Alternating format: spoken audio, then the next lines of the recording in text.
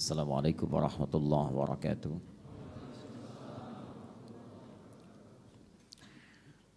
Alhamdulillahi wa kafa. Assalatu wassalamu ala rasulillahil mustafa wa ala alihi wa sahbihi wa man wafa. Amma ba'd, fa ya ibadallah, usi nafsi wa iyyakum bitaqwallahi faqad fazal muttaqun. Fala tamutunna illa wa antum muslimun.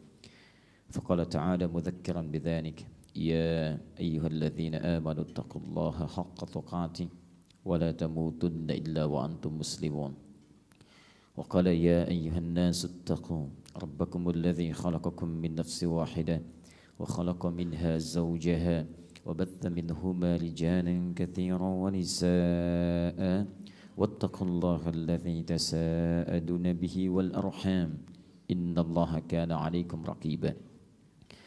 Saudara-saudariku dan pemirsa Akhir TV dimanapun Anda berada, alhamdulillah, syukur pada Allah Subhanahu wa Ta'ala, kembali kita masih mendapatkan kesempatan untuk hidup di dunia ini guna meniti sebagian bekal-bekal kehidupan kita untuk kembali menghadap Allah Subhanahu wa Ta'ala.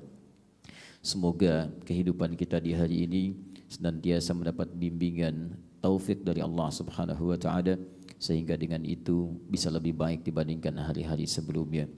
Alhamdulillah, bersyukur pada Allah, di antara sekian orang hidup kita masih diberikan nikmat iman yang melekat pada kehidupan, sehingga menepikan sebagian dari kerugian yang mungkin didapati oleh sebagian manusia.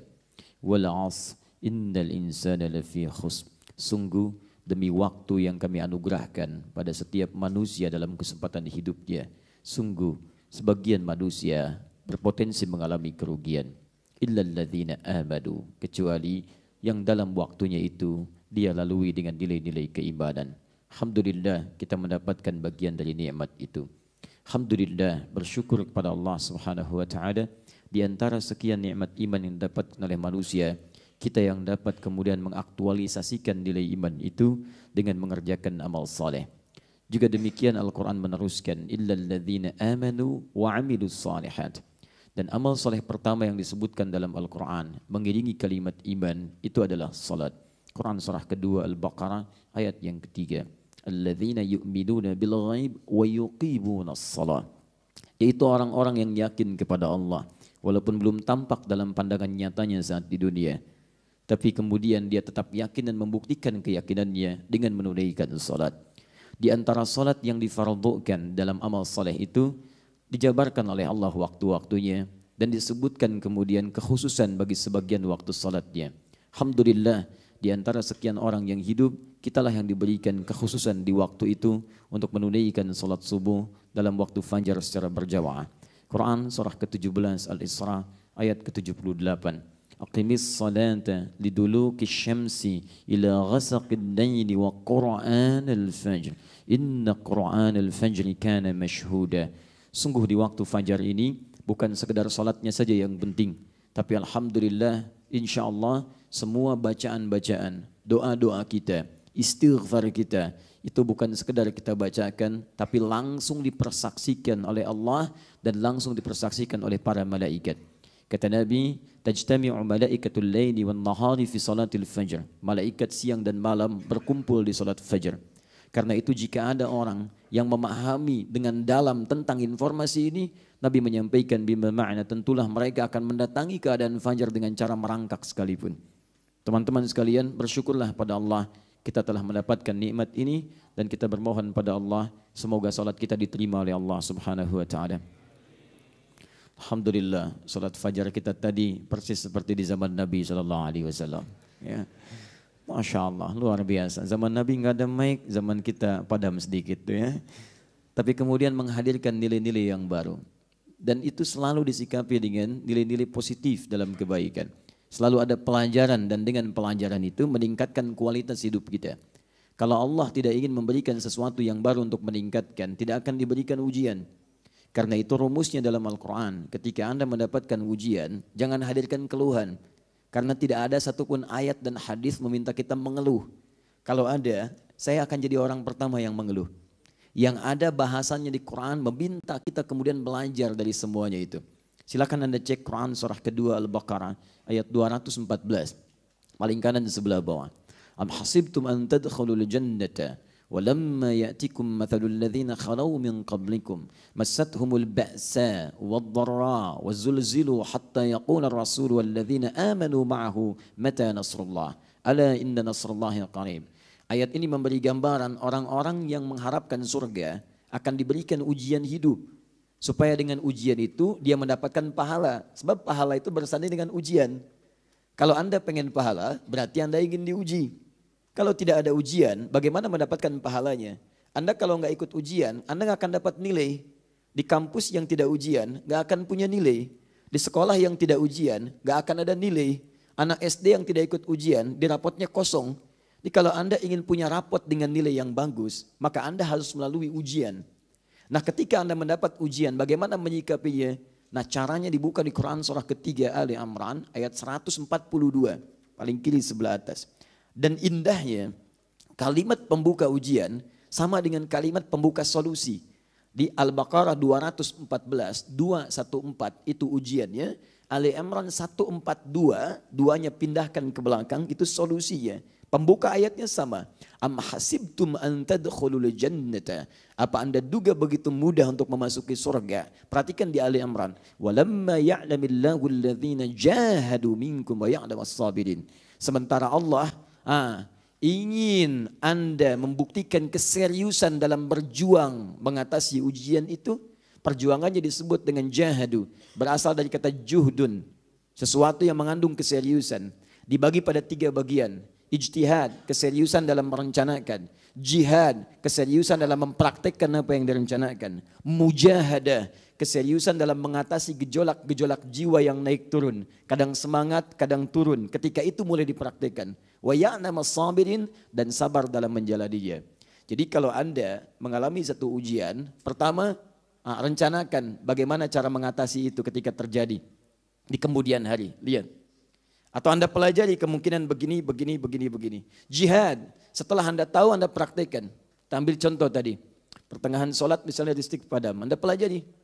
Kenapa begini. Begitu selesai misalnya, berarti ke depan nanti seperti ini situasinya. Kalau ambil kaidah fikihnya boleh, namanya fikih aulawiyah. Setelah fikih ikhtilaf kita akan ambil fikih aulawiyah. Yang prioritas. Misal begitu padam, sebagian panitia boleh membatalkan sholatnya. Baik, kemudian dia betulkan dulu. Karena maslahatnya lebih tinggi di situ, itu aulawiyah namanya. Begitu nyala kembali, dia bisa bergabung kembali dalam safnya. Dan meneruskan salatnya, mengikuti berjamaahnya. Dan di situ pahalanya berganda. Pahalanya berganda. Apa gandanya? Ganda dalam salat yang mendapatkan pahala dan ganda dalam memfasilitasi kemuliaan. Begitu dia fasilitasi kebaikan, lihat hadisnya berlaku. Man dalla ala khairin falahu ajruhu mithla addi fa'ili min ghairi an yankusa min addihi syai'. Siapa yang menunjukkan memberikan fasilitas kebaikan pada suatu kemuliaan, maka dia mendapatkan pahala yang sama dengan yang mengerjakan tanpa dikurangi sedikit pun. Masya Allah, begitu nyala kembali, suaranya terdengar kembali. Begitu suara terdengar, setiap ayat, setiap huruf, setiap kalimat yang disampaikan oleh imam, pahalanya ada bagi yang nyalain listriknya. Bisa kebayang gak? Jadi teman-teman sekalian, kadang di situ Allah memberikan peluang-peluang kemuliaan. Tapi jangan dilakukan lagi bulan depan. Berarti matiin dulu nanti pahala nyala lagi. Tidak. Itu cara yang berbeda. Ya. Jadi insya Allah Allah berikan kemuliaan untuk kita semua. Hadis Ibnu Majah nomor hadis 925. Setelah selesai salat, Nabi berzikir. Di antara zikirnya dalam bentuk doa. Kemudian beliau bermohon. Allahumma inni as'aluka ilman nafi'a wa rizqan tayyiba wa amalan mutaqabbala. Baik, kita coba lanjutkan kembali pembahasan kita dan mari kita fokus pada sisi bahasannya. Dan pemirsa dimanapun Anda berada, seperti kita mengetahui bersama bahwa kali ini pembahasan yang akan diangkat dalam kajian fikih ikhtilaf tentang hukum foto dan gambar. Untuk itu saya ingin ingatkan kembali tentang kaidah fikih ikhtilaf yang menjadi inti pembahasan kita. Ingat baik-baik, metode kita dalam membahas ini kita coba sekomprehensif mungkin, semenyeluruh mungkin dalam bahasan dengan kaidah-kaidah membahas dari mulai akar masalah, kemudian dari situ masuk kepada inti persoalan, menghadirkan solusi lewat dalil, dalil kemudian diperbandingkan satu dengan yang lainnya berdasarkan pernyataan para ulama, Setelah itu diambil perbandingannya, muqaranahnya dengan menghadirkan tarjih, mana yang paling kuat. Setelah itu kita hadirkan pilihan kepada para jamaah sekalian untuk memilih sekiranya mana yang paling memudahkan untuk diamalkan. Itu penting sebagai manhaj kita supaya diketahui turunan-turunan dari pembahasan kita. Jadi kita tidak akan menampilkan pendapat ini saja, tidak. Semua kita buka dan dengan pembukaan itu mana tarjihnya sehingga mudah untuk memilihnya. Itu satu. Yang kedua, ingat betul, hasil dari pembahasan fikih ikhtilaf adalah menghasilkan kualitas amalan yang sifatnya satu, bisa dilakukan dengan penuh keyakinan karena mendapati informasi dan argumentasi dalil yang dipandang kuat untuk dilaksanakan. Pernah kita bahas beberapa masalah, begitu masalah itu tuntas bukan untuk diperdebatkan karena fikih ikhtilaf menghilangkan khilaf. Jadi jangan sampai Anda belajar fikih ikhtilaf jadi menggunakan itu sebagai amunisi untuk pandai berdebat. Saya tidak mengajarkan itu. Ingat baik-baik. Jadi hasil fikih ikhtilaf adalah melahirkan informasi yang kuat dengan argumentasi yang kuat dari dalil-dalil yang valid yang Anda gunakan untuk beramal dan share dengan orang lain dalam kebaikan. Jadi kalau ada yang belajar dengan kami fikih ikhtilaf hanya menjadikan amunisi untuk pandai mendebat orang lain, saya bersaksi pada Allah saya tidak pernah mengajarkannya. Baik, untuk itu teman-teman sekalian, penting bagi kita untuk bersikap dan meluaskan wawasan sehingga bersikap lebih mulia. Dan jangan cepat merespon sesuatu sebelum kita kumpulkan informasinya secara menyeluruh. Saya berikan pelajaran yang sangat penting. Dulu awal-awal saya ke Indonesia, saya pernah disoal. Oh ini bukan dai Salafi, ini dai Muhammadiyah. Lalu bertanya orang apa bedanya Salafi dengan Muhammadiyah dengan ormas yang lain. Saya jelaskan, kalau Salafi itu manhaj. Manhaj, siapapun mengikuti, semua orang Islam mengikuti manhaj itu. Yang mengarah kepada Rasulullah SAW dengan jalur yang disebutkan oleh hadis. Sedangkan ormas itu perangkat yang bisa digunakan untuk mewujudkan apa yang diharapkan. Ada ormas A, ormas B, ormas C. Yang dengan perangkat ini menuju pada satu tujuan yang sama. Tidak diterima definisi saya. Sebagian orang menolak. Tapi masa terus berganti dan Allah menanamkan ujian yang berbeda. Begitu guru-gurunya kemudian berkumpul masuk ke dalam ormas tidak bisa bicara lagi. Karena itu bertakwalah kepada Allah. Jangan menyoal siapapun tanpa pengetahuan yang baik. Dan inilah inti pelajaran kita. Jelas sampai sini? Baik. Bismillahirrahmanirrahim. Kita mulai pembahasan kita. Saya akan coba urutkan dulu struktur pembahasannya. Supaya saat kita bisa menyimpulkan di akhir kesimpulan berdasarkan keterangan para ulama. Kesimpulan kita sudah maksimal untuk didapatkan. Insya Allah hari ini saya juga bawakan kitab. Dan setiap pertemuan saya akan bawakan kitab untuk mengenalkan satu-satu apa yang kiranya referensi terbaik yang bisa jadi patokan bacaan kita. Yang saya bawa insya Allah sebagian besarnya adalah hal yang sangat simpel untuk dipahami. Tapi dalilnya cukup kuat dan terstruktur pembahasannya. Ya insya Allah ini saya bawakan salah satu kitabnya Rawa'i'ul Bayan fi Tafsiri Ayatil Ahkam. Disingkat Tafsir Ayat Ahkam. Karangan Syekh Muhammad Ali As-Sabuni. Ya ini Masya Allah seorang yang sangat mulia, seorang yang penuh dengan ilmu dan insya Allah bukunya sangat bermanfaat untuk kita. Ini saya bawakan aslinya masih berbahasa Arab, tapi ada terjemahan dalam bahasa Indonesia. Baik saya urutkan dulu, ada yang belum dituliskan di sini dalam struktur awalnya, mengapa kemudian ada hukum-hukum ramai dibincangkan tentang foto dan turunan-turunannya. Saya tuliskan dulu kisahnya supaya Anda paham struktur pembahasannya. Satu, kita ambil di Quran dulu. Quran, ini asal mulanya. Surah ke-71, surah Nuh. Kemudian kita turunkan misalnya ayat ke-23-nya. Setelah itu, kita sambungkan dengan cepat teman-teman sekalian. Ke bawah lagi.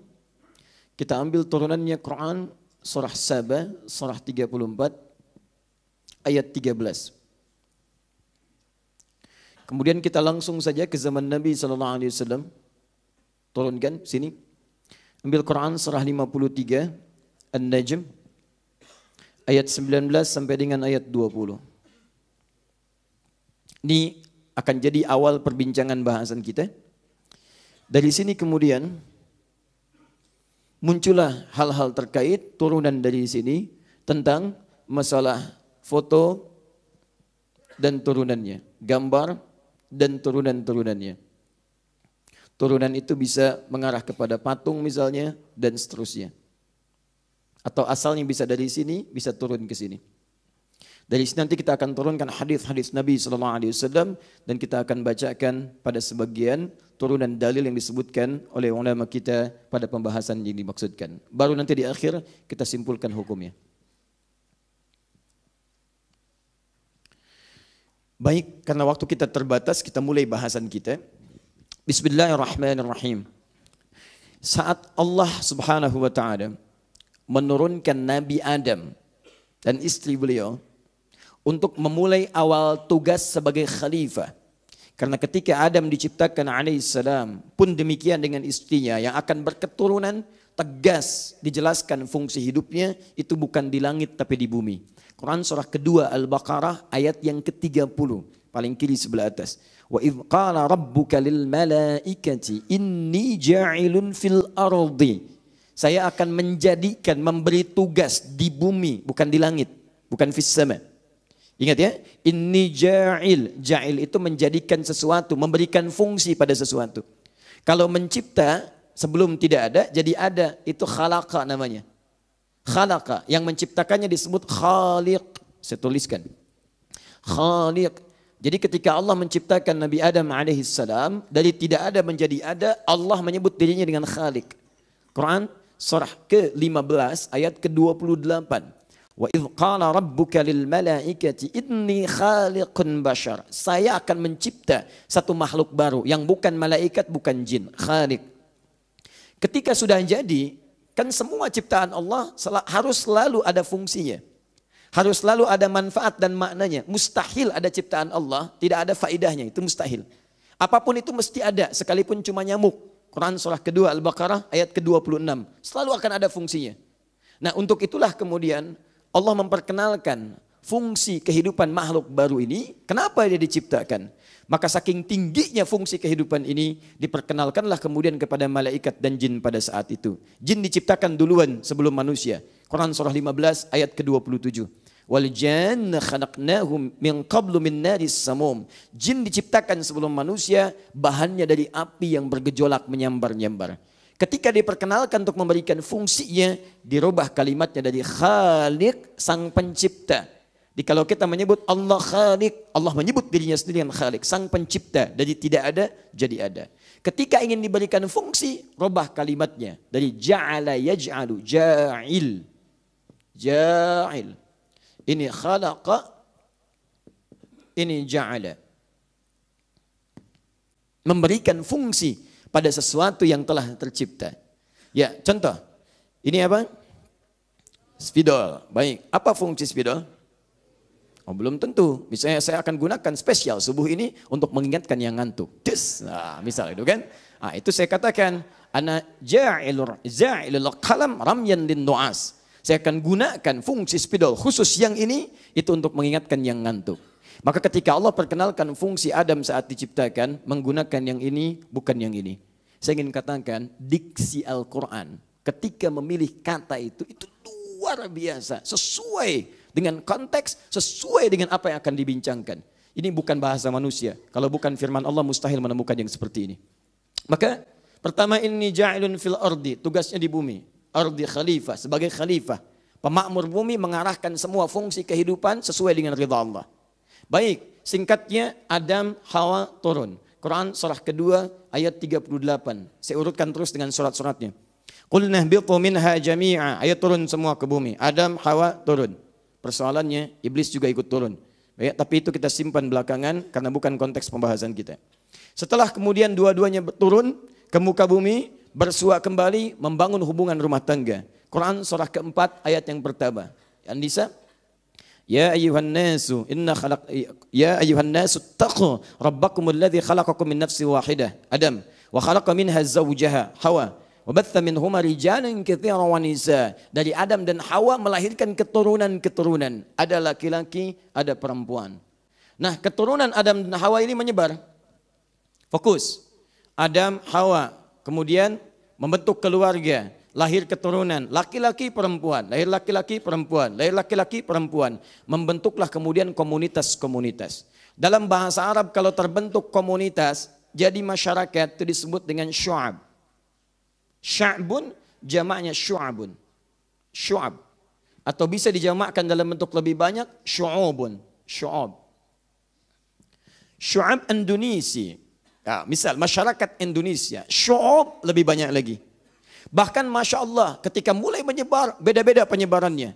Adam misalnya dengan Hawa, misal saja. Tinggal di satu tempat A. Begitu keturunannya mulai banyak, ada yang menyebar kanan, kiri, menyebar jauh. Sehingga terbentuk kabilah-kabilah berbeda.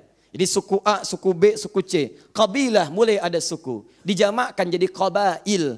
Turunlah Quran surah ke-49 ayat ke-13. Ya ayyuhan nasu inna khalaqnakum min dzakarin wa untha. Hei kalian yang telah menyebar banyak kemana-mana itu, sekalipun penyebaran kalian banyak bertebaran, sukunya mulai banyak, tapi kalian mesti ingat, kalian tetap manusia yang punya dua tipe. Ada laki-laki, ada perempuan. Wa ja'alnakum syu'uban wa qabaila. Dan kami jadikan kalian memiliki variasi kehidupan. Bumi itu luas, jangan cuma di sini. Silahkan menyebar. Lita'arafu, dengan penyebaran itu kalian akan saling mengenal satu dengan yang lainnya. Inna akramakum indallahi atqakum. Tapi ingat ya, dimanapun kalian menyebar, jaga peningkatan takwa kalian di hadapan Allah Subhanahu Wa Taala. Karena yang paling mulia di hadapan Allah itu bukan yang paling banyak hartanya. Kalian menyebar untuk cari harta. Kalau sudah jadi kaya, jangan bangga dulu. Kalau kekayaan itu tidak membuat Anda bertakwa, maka Anda tidak ada nilainya di hadapan Allah Subhanahu Wa Taala. Kalau Anda merantau mencari kedudukan, jangan bangga ketika kedudukan itu tinggi. Sebab kalau ketinggian itu belum mampu mendekatkan diri Anda dengan Allah, ketinggian itu tidak ada nilainya di hadapan Allah Subhanahu Wa Taala. Dan paling aneh, kalau Anda diangkat jabatan tinggi lagi, sampai Anda semakin tinggi, belum juga kenal Allah, harus dibuat setinggi apa lagi? Apa diharuskan Anda sampai menyundul langit, sampai Anda kenal betul bagaimana mendekat kepada Allah? Nah, ini poinnya. Jadi begitu ini diminta, dijaga. Terjadi persoalan. Saya agak cepat sedikit supaya mudah dipahami strukturnya. Jadi begitu ini mulai menyebar, Nabi Adam sudah meninggal dunia karena beliau manusia, setiap manusia akan wafat.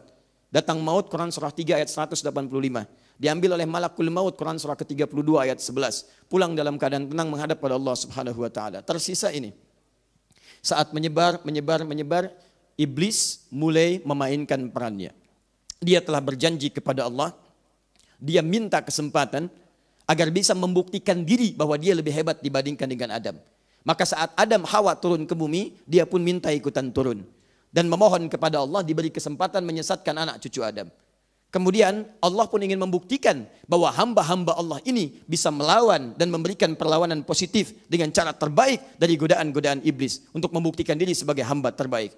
Maka turun Quran surah keempat ayat 119. Iblis minta peran untuk menggoda anak cucu Adam dan menyesatkan mereka bahkan dari kanan, kiri, depan, belakang. Seperti disebutkan di Al-A'raf sampai dengan bahkan Al-Hijr sampai ayat ke-40-nya.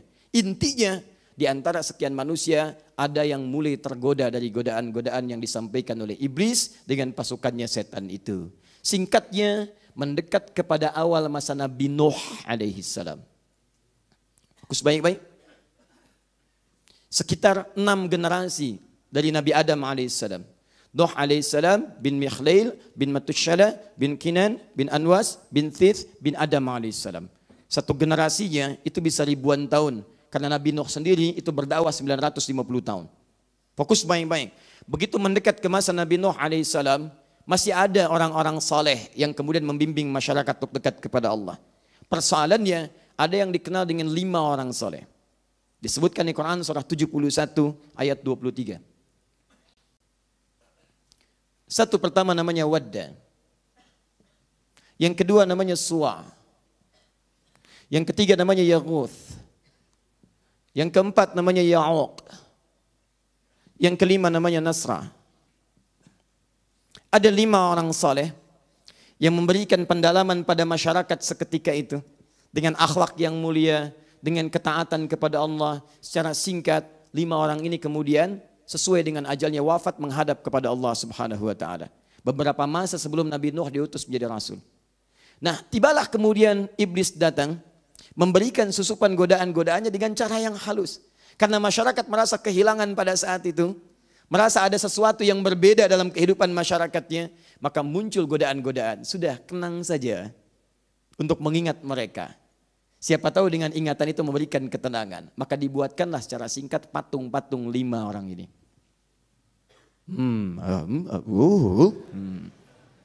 Ini asalnya. Fokus.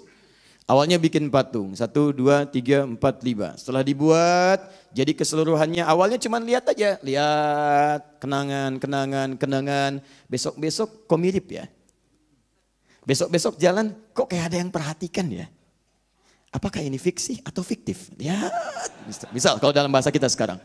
Jalan gitu. Lama-lama, kayak ada kekuatan tersendiri. Begitu melihat ada getaran dalam jiwa. Begitu melihat lagi, kalau saya datang ke situ kayaknya kok membantu kekuatan. Iblis mulai bermain di situ. Maka jadilah kemudian mereka perlakukan lebih daripada biasanya. Mulai datang ke situ.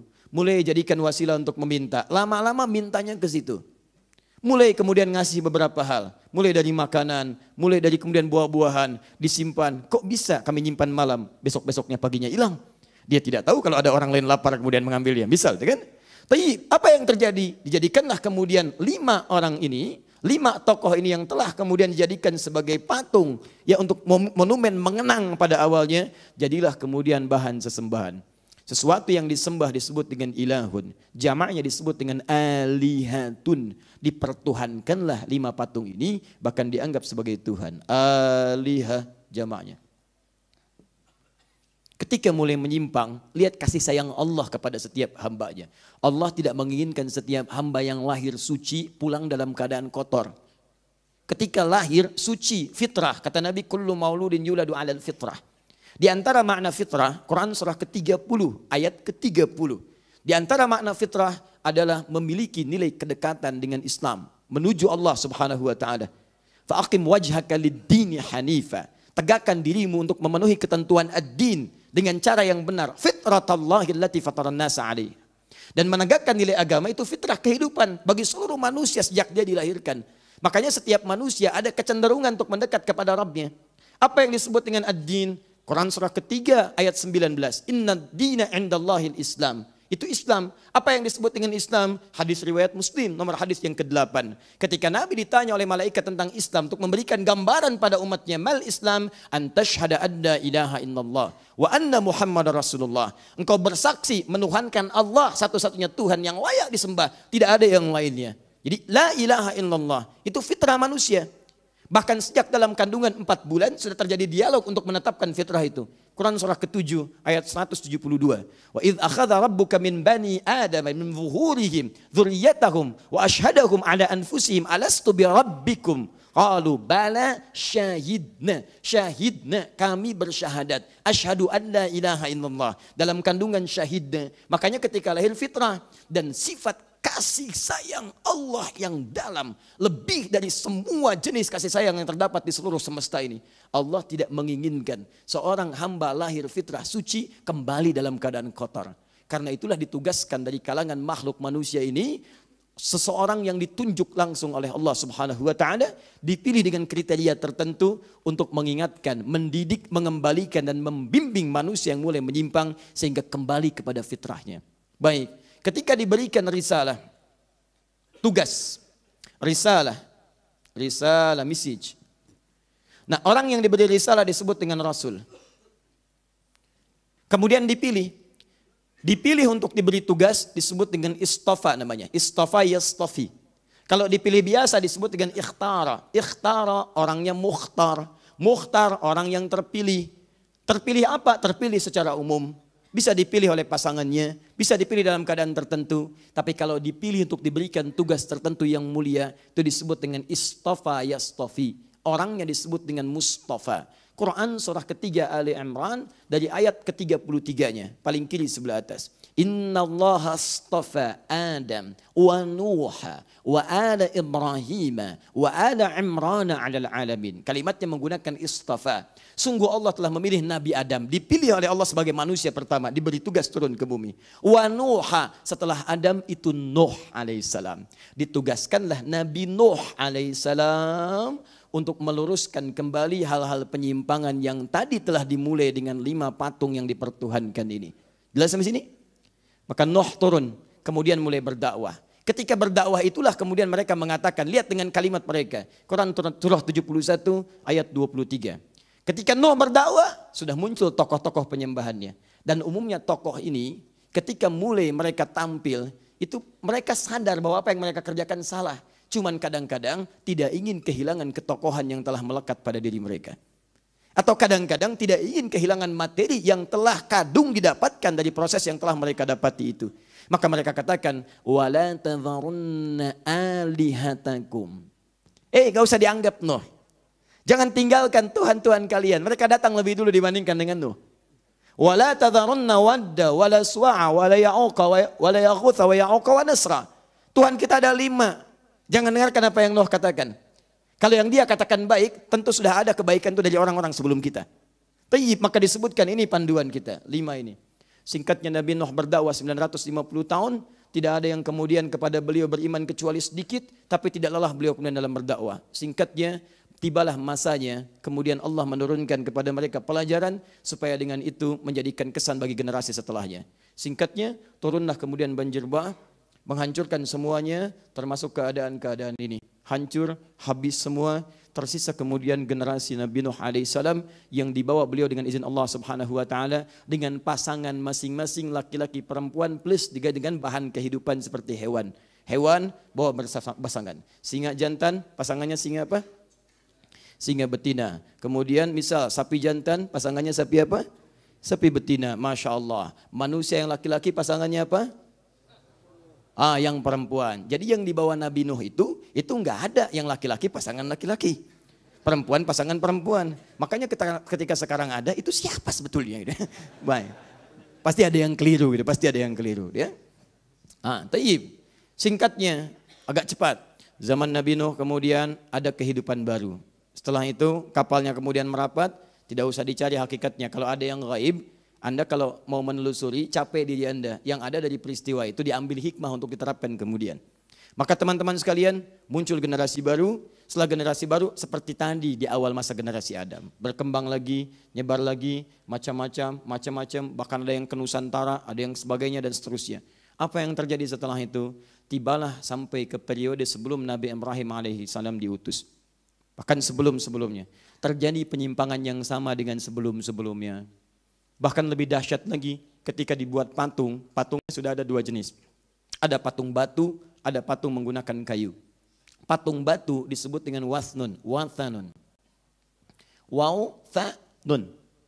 Jamaknya awthanun. Awthan. Hamzah, waw, tha, alif, nun.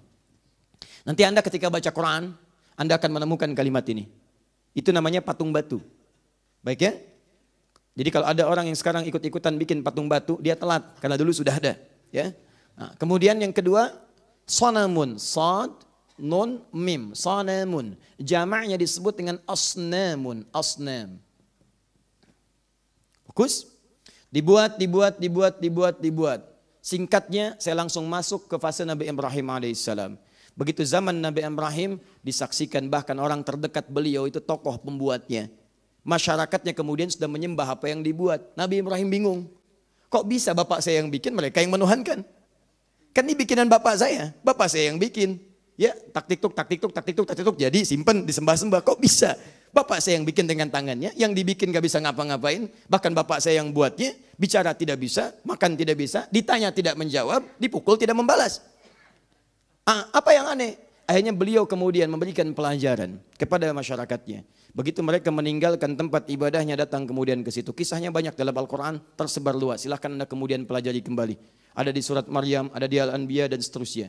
Teman-teman datang bawa kapak sebelum jadi minyak angin. Ya.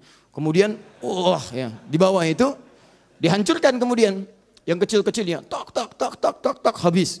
Sisakan yang besarnya. Dikaitkan kemudian kapaknya pada leher yang besarnya. Begitu datang semuanya, mulai murka kemudian rajanya. Siapa yang berbuat pada yang seperti ini? Mereka mengatakan, innahu fatan yuqalu Ibrahim. Barangkali ada pemuda yang selalu sinis dengan kita, namanya Ibrahim. Begitu Ibrahim dipanggil, inilah pelajaran terbesar yang diberikan oleh beliau. Begitu ditanya, apakah kamu yang menghancurkan patung ini Ibrahim? Kata Ibrahim, tanyakan aja pada yang gede, kan dia yang ada kalungan kapaknya. Mereka berkata, bagaimana dia bisa menjawab? Bicara aja nggak bisa. Ibrahim membalikan, lantas kalian ini gimana? Bicara aja nggak bisa, kok dijadikan Tuhan? Dia nggak bisa memberi manfaat, tidak bisa mendatangkan madarat. Dan kalian membuatnya, kenapa kalian harus pertuhankan? Di situ cara berpikir yang sangat logis. Kadang-kadang Al-Quran mengajak kita berpikir dengan dalam. Jadi kalau Anda ingin menyikapi sesuatu, Anda bisa bandingkan dengan cara analogi berpikir yang sehat. Ini gambaran dari Quran. Ada orang-orang yang sering menghadirkan logika yang kadang-kadang bisa dibantah dengan logika yang lainnya. Jelas ya? Nah itu bisa memahamkan. Nah akhirnya apa yang terjadi? Marah, kita sudah paham kisahnya. Ini sempat dibakar, tapi kemudian juga ditolong oleh Allah Subhanahu wa Ta'ala. Kalau Anda konsisten dalam dakwah, sekalipun terbakar keadaan diri Anda, banyak hal persoalan dalam hidup Anda, hilang dibakar musuh sekitarannya, tapi itu semua ternyata kalau dibaca dengan iman adalah kumpulan pahala-pahala yang mempercepat langkah Anda ke surga. Jika air mata Anda banyak mengalir untuk menangisi satu ujian dalam kehidupan, biarkan dia terus mengalir sampai kering. Sehingga satu saat ketika Anda mendapatkan ujian lagi, tidak ada air mata lagi yang mengalir karena Anda sudah siap menghadapinya. Bikin status.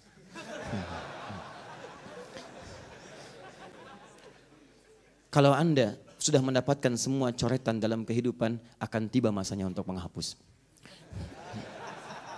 Itu poinnya. Sekalipun Anda mesti melakukannya sendiri, tidak ada masalah. Baik. Semoga Allah ampuni dosa-dosanya. Baik. Fokus sini. Sudah selesai zaman Nabi Ibrahim alaihissalam, teman-teman sekalian, keturunan ini sudah selesai menyebar.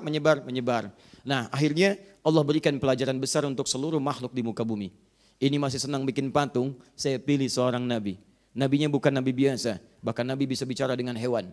Masya Allah, jangankan hewan yang paling besar seperti gajah, hewan paling kecil seperti semut bisa mendengar suaranya, bahkan bisa berdialog dengannya. Bisa bicara dengan burung, bisa menaklukkan awan. Jangan kira Sung Gokong datang belakangan, dia yang hebat menaklukkan awan.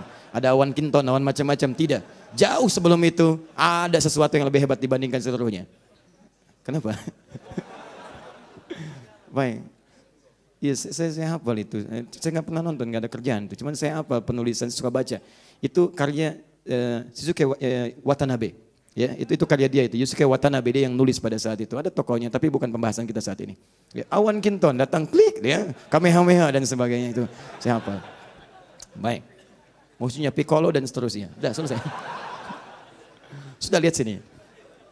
Nah, dan diberikan pelajaran besar sampai jin ditaklukkan. Dan jin-jin itu diperintahkan oleh Sulaiman, ya alaihissalam namanya. Nabi Sulaiman memerintahkan semua kalangan-kalangan, baik jin, macam-macam dan sebagainya, untuk berkutik, bertekuk lutut dengan izin Allah Subhanahu wa Ta'ala. Maka mereka diperintahkan diantaranya untuk membuat sebuah ornamen-ornamen di istananya, dan Nabi Sulaiman memberi pelajaran, ini bukan Tuhan, ini bukan Tuhan, ini bukan Tuhan, rendahkan di hadapan beliau. Apa yang dimintakan untuk dibuat?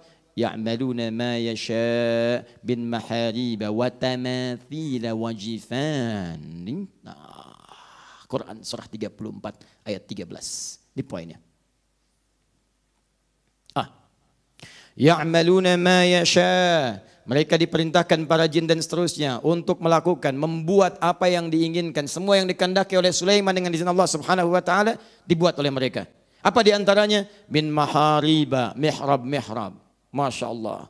Ornamen-ornamen terindah dibuat dan seterusnya. Watamathila, dan patung-patung. Di zaman Nabi Sulaiman. Perhatikan turunan struktur dari pembahasannya. Patung-patung di zaman Nabi Sulaiman dibuat pada saat itu oleh para jin dan seterusnya. Tapi diperkenankan oleh Allah itu jadi. Apa yang ingin ditunjukkan? Untuk direndahkan. Ini bukan Tuhan, ini bukan Tuhan, ini bukan Tuhan. Saya jadikan ornamen yang diam, yang tidak ada nilainya sama sekali. Untuk memberikan pelajaran pada seluruh umat pada saat itu, tidak ada yang layak dipertuhankan kecuali Allah Subhanahu wa Ta'ala. Paham ya? Ada tafsir yang kedua dari sini bahwa yang dibuat oleh Nabi Sulaiman diperintahkan bukan patung dalam bentuk orang-orang atau benda-benda yang memiliki roh di situ. Ada yang menyebutkan alam dan sebagainya. Tapi ini pun ada yang menguatkan pada pendapat yang pertama. Bahwa ini patung-patung dalam jenis-jenis yang sudah dikenal. Tapi direndahkan pada saat itu untuk merendahkan semua keyakinan yang ada bahwa cuma Allah yang harus diesakan. Nih gak bisa bicara nih. Nih cuma diam aja nih. Lebih bahkan lebih kurang daripada hewan. Hewan bisa bicara, saya ajak ngobrol, semut jawab. Saya ajak ngobrol singa, singa jawab. Oh ini maknanya. Masya Allah. Nah, ada yang lewat burung bulbul bisa jawab, hud bisa jawab. Ini patung nggak bisa ngapa-ngapain, ngapain dipertuhankan? Diam, selesai. Jadi semua takluk, tunduk dan sebagainya. Jin diikat, terkengkang, nggak bisa memberikan hal yang macam-macam. Sulaiman muncul dengan tongkatnya dan seterusnya. Nah teman-teman sekalian, pada masa ini kemudian aman suasana sampai singkatnya alaihissalam, Sulaiman alaihissalam kemudian dengan izin Allah wafat karena beliau juga manusia dan wafatnya sangat menarik dalam keadaan duduk. Kemudian seperti Anda ketahui tongkatnya dimakan rayap sampai dengan kemudian terjatuh. Jin bahkan tidak ada yang tahu, makanya disebutkan di Quran jin itu tidak tahu yang gaib. Gak tahu yang gaib. Bahkan jin sendiri ngaku di situ, ngaku. Kalau kami tahu sudah lama meninggal, aduh dari dulu kami tinggalkan Sulaiman. Tapi kami nggak tahu yang gaib. Jin aja sudah ngaku, kami nggak tahu yang gaib. Anda malah nyari-nyari jin. Jin, tolong sampaikan berita. Wow. Jin aja ngaku, saya nggak tahu. Kenapa Anda mencari-cari jin? Maka muncul jin, muncul jun dan sebagainya gitu kan. Aneh-aneh Anda ini. Jadi jangan menukar sesuatu yang tidak jelas. Kalau ada orang mengaku salah, jangan dibela kesalahannya. Ini kadang-kadang sekarang terjadi sesuatu yang ironis. Orang sedang ngaku salah, kok saya minta maaf. Saya salah, ternyata adzan lebih merdu dari yang lainnya misalnya itu kan. Terus Anda bela lagi, orang yang sedang ngaku salah, Anda bela-belain. Yang ada itu didoakan, dibimbing, diarahkan. Jadi ketika Anda membela seseorang yang sedang mengaku salah, masalahnya bukan pada orang itu, masalahnya pada Anda. Itu persoalannya. Yang benar diolok-olok, yang salah dibela-bela. Anda sebetulnya siapa? Anda lebih daripada jin. Nah itu. Baik, hilang kemudian persoalan yang tadi itu. Kemudian ketika Nabi Sulaiman meninggal, jin mulai bikin ulah lagi. Setan itu kan asalnya kemudian dari pasukan jin yang menyimpang, digoda-goda lagi. Singkatnya sampai ke masa Nabi Muhammad SAW. Zaman Nabi setelah wafatnya Nabi Isa, jaraknya 600 tahun ke Nabi Muhammad SAW, maka kebiasaan ini mulai kembali. Bahkan namanya lebih variatif. Mereka semakin kreatif. Jadi kalau ada orang sekarang kreatif dalam urusan ibadah, itu ketinggalan. Dia telat, dari dulu sudah ada. Ya, dulu sudah ada. Jadi bukan ada kemajuan, ada keterbelakangan yang tak terlukiskan. Bikin status.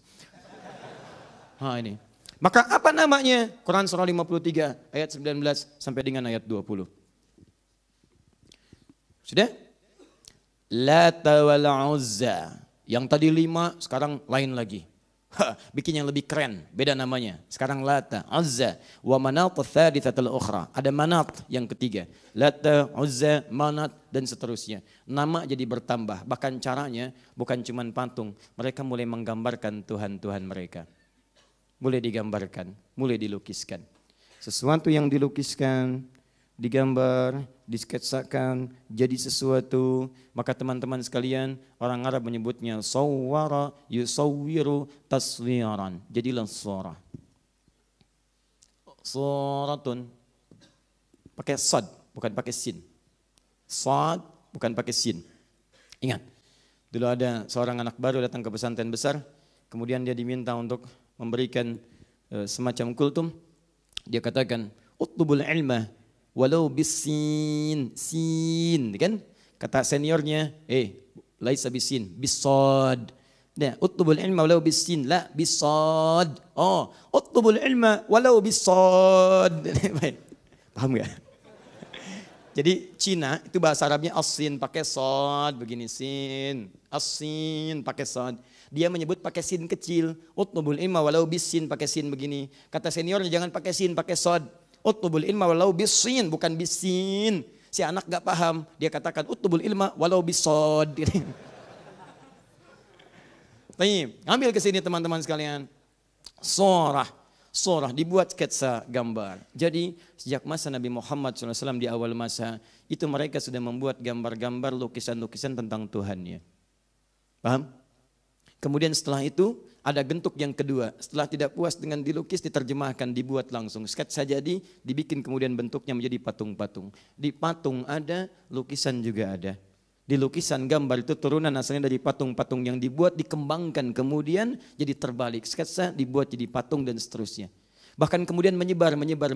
Dari rahib-rahib dibikin lagi gambarnya. Dari gambar-gambar orang dikembangkan lagi. Dan pada saat itulah ketika menggambar itu merasa bahwa ada kemiripan di situ.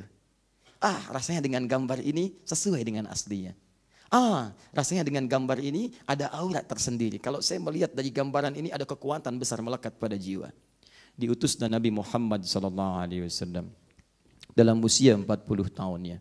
Dihadapkan pada realitas yang demikian. dan sangat sulit mengakar ketika akan diluruskan. Sampai 13 tahun di Mekah belum mempan juga. Persis sama seperti tulisan ini, ketika akan dihapuskan sulitnya luar biasa. Ya, butuh partner untuk membantu itu. Sampai Nabi SAW juga mengajak partner-partner tertentu. Ya, ada Abu Bakar As-Siddiq dan yang lainnya untuk merespon kemudian ajakan Nabi hijrah ke Madinah. Baik. Baik. Teman-teman sekalian, banyak terjadi ketika hijrah ke Madinah, dicarikan kendaraan yang sesuai, tuh kan, tapi kendaraan ini bisa dilalui dengan tapak-tapak yang bagus, ada bimbingan, luas, tidak ada kemacetan, tidak ada gangguan. Berbeda dengan zaman sekarang, kadang-kadang kita parkir sesuatu menghalangi orang lewat. Karena itu penting dibacakan informasi ini. Pemilik Expander RB4 D1653 4 Romawi di depan pintu masuk Abai, ya, mohon disesuaikan. Mohon disesuaikan. Ini expander, Outlander, expander. Oh, sebab tulisannya expander, gitu ya. Baik. Setahu saya tidak begini, ya. Baik, sama dengan orang Sunda katanya F dibaca P, ya. Itu tidak tepat, itu fitnah itu. D1653, ya, kemudian 4 Romawi, mohon disesuaikan. Baik teman-teman sekalian, maka secara singkat Nabi SAW setelah hijrah ke Madinah, kemudian situasi mulai stabil, mulai ada pengikut-pengikut yang mulai memahami dengan baik, menyambut dakwah beliau. Secara singkat, mulailah kemudian Islam mulai mengakar di Madinah, sampai kemudian datanglah ke Mekah kembali untuk menyebarluaskan dengan baik dan terjadi Fathu Mekah. Secara singkat, selesai dakwah dengan mulia. Islam kemudian total berada di Jazirah Arab, bahkan mulai dikirim utusan ke beberapa luar Jazirah Arab untuk mengenal risalah Islam. Kemudian muncullah hal yang pertama dilakukan oleh Nabi. Apa yang pertama kali dilakukan ketika datang ke kota Mekah dalam peristiwa Fathu Mekah? Nabi menghancurkan semua jenis hal yang dipertuhankan, mulai dari kemudian patung-patung, baik di dalam Ka'bah ataupun sekitaran Ka'bah. Dalam Ka'bah ada patung dulu, keluarin patungnya, hancurkan, tahtim, 1, 2, 3, 4, hancurkan semua. Kemudian tulisan-tulisan disobek-sobek, termasuk tulisan-tulisan yang dilekatkan sekitaran Ka'bah yang tidak sesuai dengan kemuliaan-kemuliaan yang menghadap kepada Allah Subhanahu wa taala. Misal, ada yang diganti, ada yang disobek. Yang diganti itu syair-syair.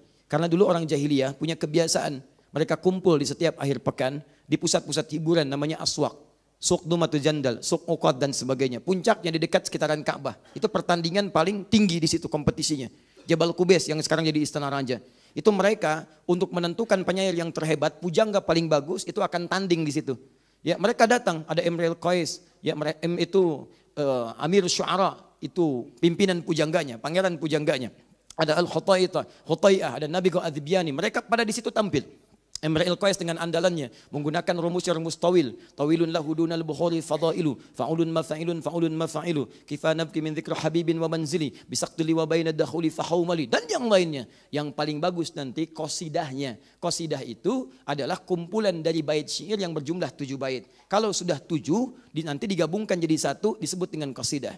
Diturunkan semuanya, dituliskan dengan tinta emas. Nah, tulisan tinta emas ini ditempelkan di dinding Ka'bah pada saat itu. Untuk mengenalkan, ini loh yang paling bagus syairnya. Sedangkan rahib yang paling hebat, jimat-jimat yang ditempel. Gambar-gambar poster-poster ketuhanannya, yaitu yang patung-patung tadi. Plus patung di dalamnya.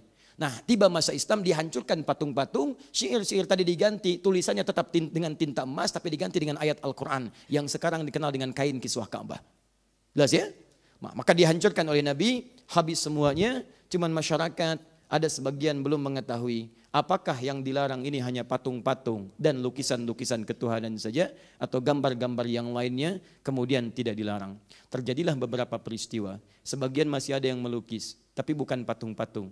Ada yang lukis hewan, ada yang lukis manusia, ada yang macam-macam. Sampai kemudian di antara sekian lukisan itu ada yang jadi gorden bergambar. Nabi berumah tangga dengan Sayyidah Aisyah. Begitu beliau akan menutup gordennya, tiba-tiba Nabi melihat itu. Maka kemudian Nabi SAW meluruskan keadaan itu. Nabi mengatakan dengan kalimat yang nanti kita akan bacakan hadis-hadisnya. Ya Aisyah, kalau dalam bahasa kita Allah murka dengan keadaan itu.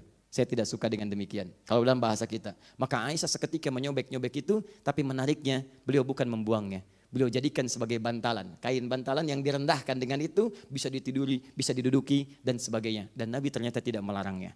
Nah, dari situ semua kita akan perhatikan ada kalimat Nabi melaknat orang-orang yang masih senang menggambar dan melukis. Ada kondisi tertentu Nabi membiarkan. Disitulah kemudian menjadi ikhtilaf dari kalangan para ulama. Mana yang boleh, mana yang tidak boleh. Termasuk perkembangan sampai dengan foto kekinian. Apakah itu haram ataukah itu kemudian halal. Itu yang coba kita akan bacakan hadis-hadisnya. Begitu ciklik, apa hukumnya tuh? Pengajian haram. Oh, pengajian haram karena ada fotonya misalkan. Apakah seperti itu atau tidak? Baik. Awas karena ini penting, jangan sampai terjadi. Ibu siap-siap ya Bu ya. Ibu akan diambil fotonya untuk paspor. Begitu mau dipoto, jangan lakukan. Kenapa? Haram. Itu kita lihat ya. Apakah seperti itu atau bukan? Bismillahirrahmanirrahim. Sekarang kita masuk ke hukumnya. Maaf, paham ini sampai sini? Baik, alhamdulillah. Saya ingin Anda mengerti dulu strukturnya pembahasan dari awal sehingga mengetahui kemudian jalan pembahasan kita. Jangan ujuk-ujuk langsung kesimpulan. Begitu Anda menerima kesimpulan begitu aja, Anda nggak akan paham dalam prakteknya dan terjadi inkonsistensi nanti. Sekali ini haram, besok jadi halal. Kan? Begitu butuh halal, nggak butuh jadi haram lagi. Kan repot gitu kan? Mau pernikahan, kirim fotonya dong. Aduh itu haram, tapi kan ini darurat. Baiklah halal kali ini aja, nggak bisa. Bismillahirrahmanirrahim. Mari kita mulai. Saya mulai ke kitab ya, supaya nanti kita bisa menguatkan argumentasi sekaligus menepis dugaan. Oh itu pendapat pribadi, tidak. Ini adalah keterangan para ulama yang dilangkum dalam kitab. Dan masalah ini sudah selesai, cuman kita butuh untuk menguatkan kembali. Ma huwa hukmut tamathil was-suwar fi syari'atil islamiyah? Apa hakikat hukum daripada patung-patung dan gambar-gambar dalam syariat Islam? Sekarang kita tampilkan dulu teman-teman sekalian dalil-dalil yang melarang itu. Dalam konteks apa kemudian dilarang? Pertama, ada di kalangan para ulama nanti yang berpendapat keharaman mutlak. Saya tuliskan pendapat para ulama, haram mutlak. Ini yang berhati-hati.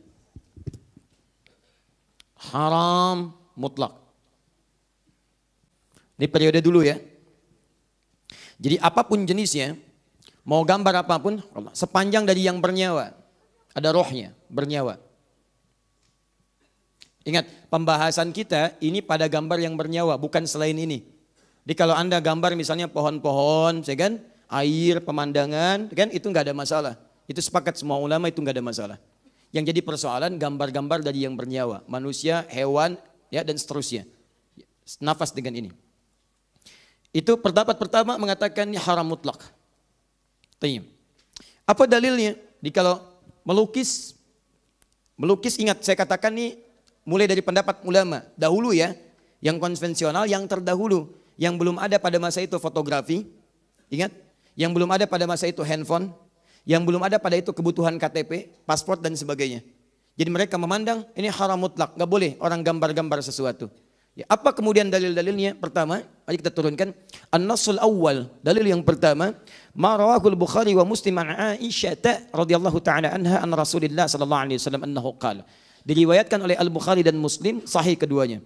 Dari Sayyidah Aisyah, semoga Allah meridai kepada beliau, dari Nabi sallallahu alaihi wasallam bersabda, "Asyaddun nasi 'adzaban yaumal qiyamati alladzina yudahiuna bi khalqillah." Awas, orang-orang yang paling keras siksaannya, asyadda, paling keras siksaannya. Jadi kalau ada orang yang disiksa di neraka misalnya, mohon maaf, wah ini dipukulnya pakai tempat tisu, yang ini lebih keras lagi, pakai batu sekalian. Degik, ya kan? Ada orang yang cuma dicelupkan ke neraka, cuma itu bukan cuma biasa, ya, cuma dengan segala sakit di dalamnya. Quran surah keempat ayat 56, begitu dicelupkan hancur semuanya, celupkan. Ini lebih keras lagi, tarik sekencang-kencangnya, celupinnya, gitu kan? Naikin lagi, nah itu paling keras. Siapa dia? Lihat alladzina yudahiuna bi khalqillah, yaitu orang yang mencoba-coba memirip-miripkan penciptaan Allah Subhanahu wa taala. Sehingga dengan itu terkesan seakan ingin menyaingi ciptaan Allah. Yudahin, kalimatnya yudahiu, bukan yushabihu lagi. Jadi bukan tasyabuh lagi, tapi mudahat. Mudahat.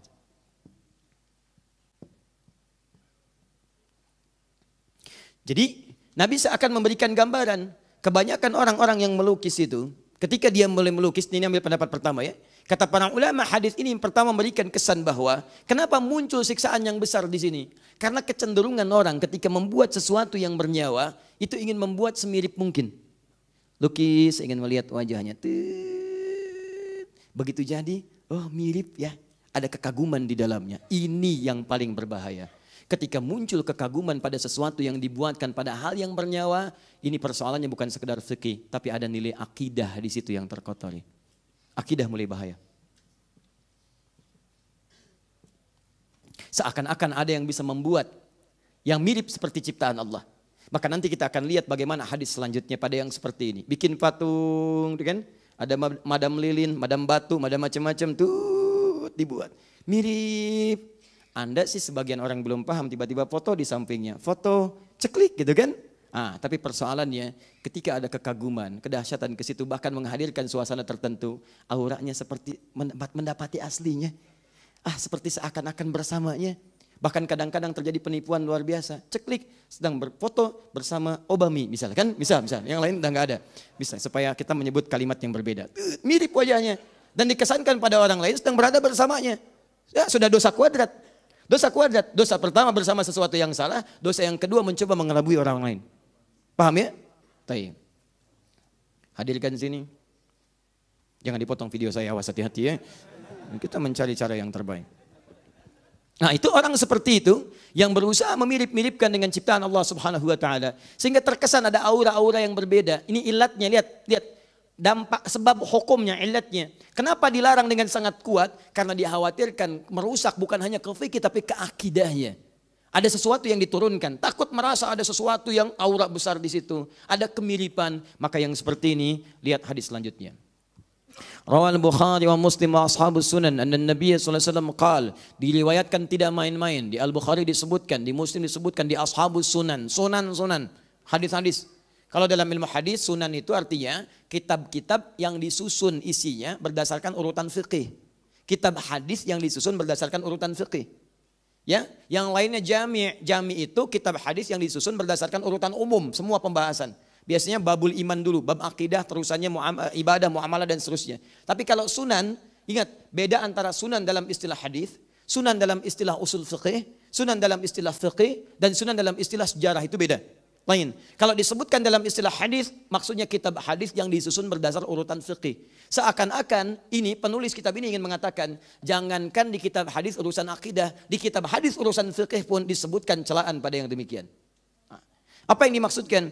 Inna ashab hadhihi suwar yu'adzabuna yaumal qiyamati yuqalu lahum ahyu ma khalaqtum. Orang-orang yang membuat seperti ini dimirip-miripkan dengan ciptaan Allah sehingga terkesan orang lain mengaguminya dengan mengatakan mirip ya, bagus ya, seakan-akan ada ya. Maka orang ini akan dipanggil di hari kiamat sebelum disiksa, kemudian diberikan oleh Allah penghinaan pada saat itu, dihinakan. Coba berikan nyawa tuh. Ayo berikan nyawa. Kamu pengen jadi saingan saya? Ayo hidupkan, tiupkan roh kepadanya. Maka ketika dia tidak mampu dan memelas, maka dicelupkanlah ke neraka. Nih yang merasa jadi saingan saya. Hancurkan, hancurkan, hancurkan. Begitu hancur, angkat kembali. Hancurkan lagi, angkat kembali, hancurkan lagi. Dan dia tidak akan pernah keluar dari siksaannya. Tidak akan pernah keluar. Nah, ini yang pertama. Teruskan. An-nasu tsanits. Nas yang ketiga. Rawal Bukhari wa Muslim wa Ahmad. An Abi Zur'ah. Dari Abu Zur'ah. Qala, dakhaltu ma'a Abi Hurairah dara Marwan ibn al-Hakam. فرأى فيها تصاوير وهي تبنى فقال سمعت رسول الله صلى الله عليه وسلم يقول قال الله عز وجل ومن أظلم ممن ذهب يخلق خلقي. Tiba-tiba saya datang bersama sahabat Abu Hurairah, kemudian saya mengunjungi rumah Marwan bin Hakam. Ketika mendapati di situ banyak gambar-gambar, bahkan ada yang tersusun dan membentuk satu bentuk-bentuk tertentu. Bubna, ada yang digambar, ada yang jadi patung-patung sebagian. Maka dibacakanlah hadis Nabi, hadisnya hadis qudsi. Wa man azlamu, yang tadi menyebutkan diazab. Yang tadi menyebutkan dihinakan. Yang ini disebut manusia paling zalim. Dan siapa orang yang paling zalim dibandingkan orang yang berusaha membuat ciptaan, ingin menyaingi ciptaanku. Tapi belum selesai.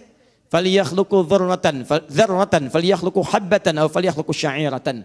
Kalau mau dibikin, bikinlah yang tidak bernyawa. Silahkan bikin misalnya gambar-gambar patung-patung, bisa kemudian dari biji-biji jagung, bisa kemudian dari biji-biji tumbuhan yang lain ataupun gandum dan sebagainya.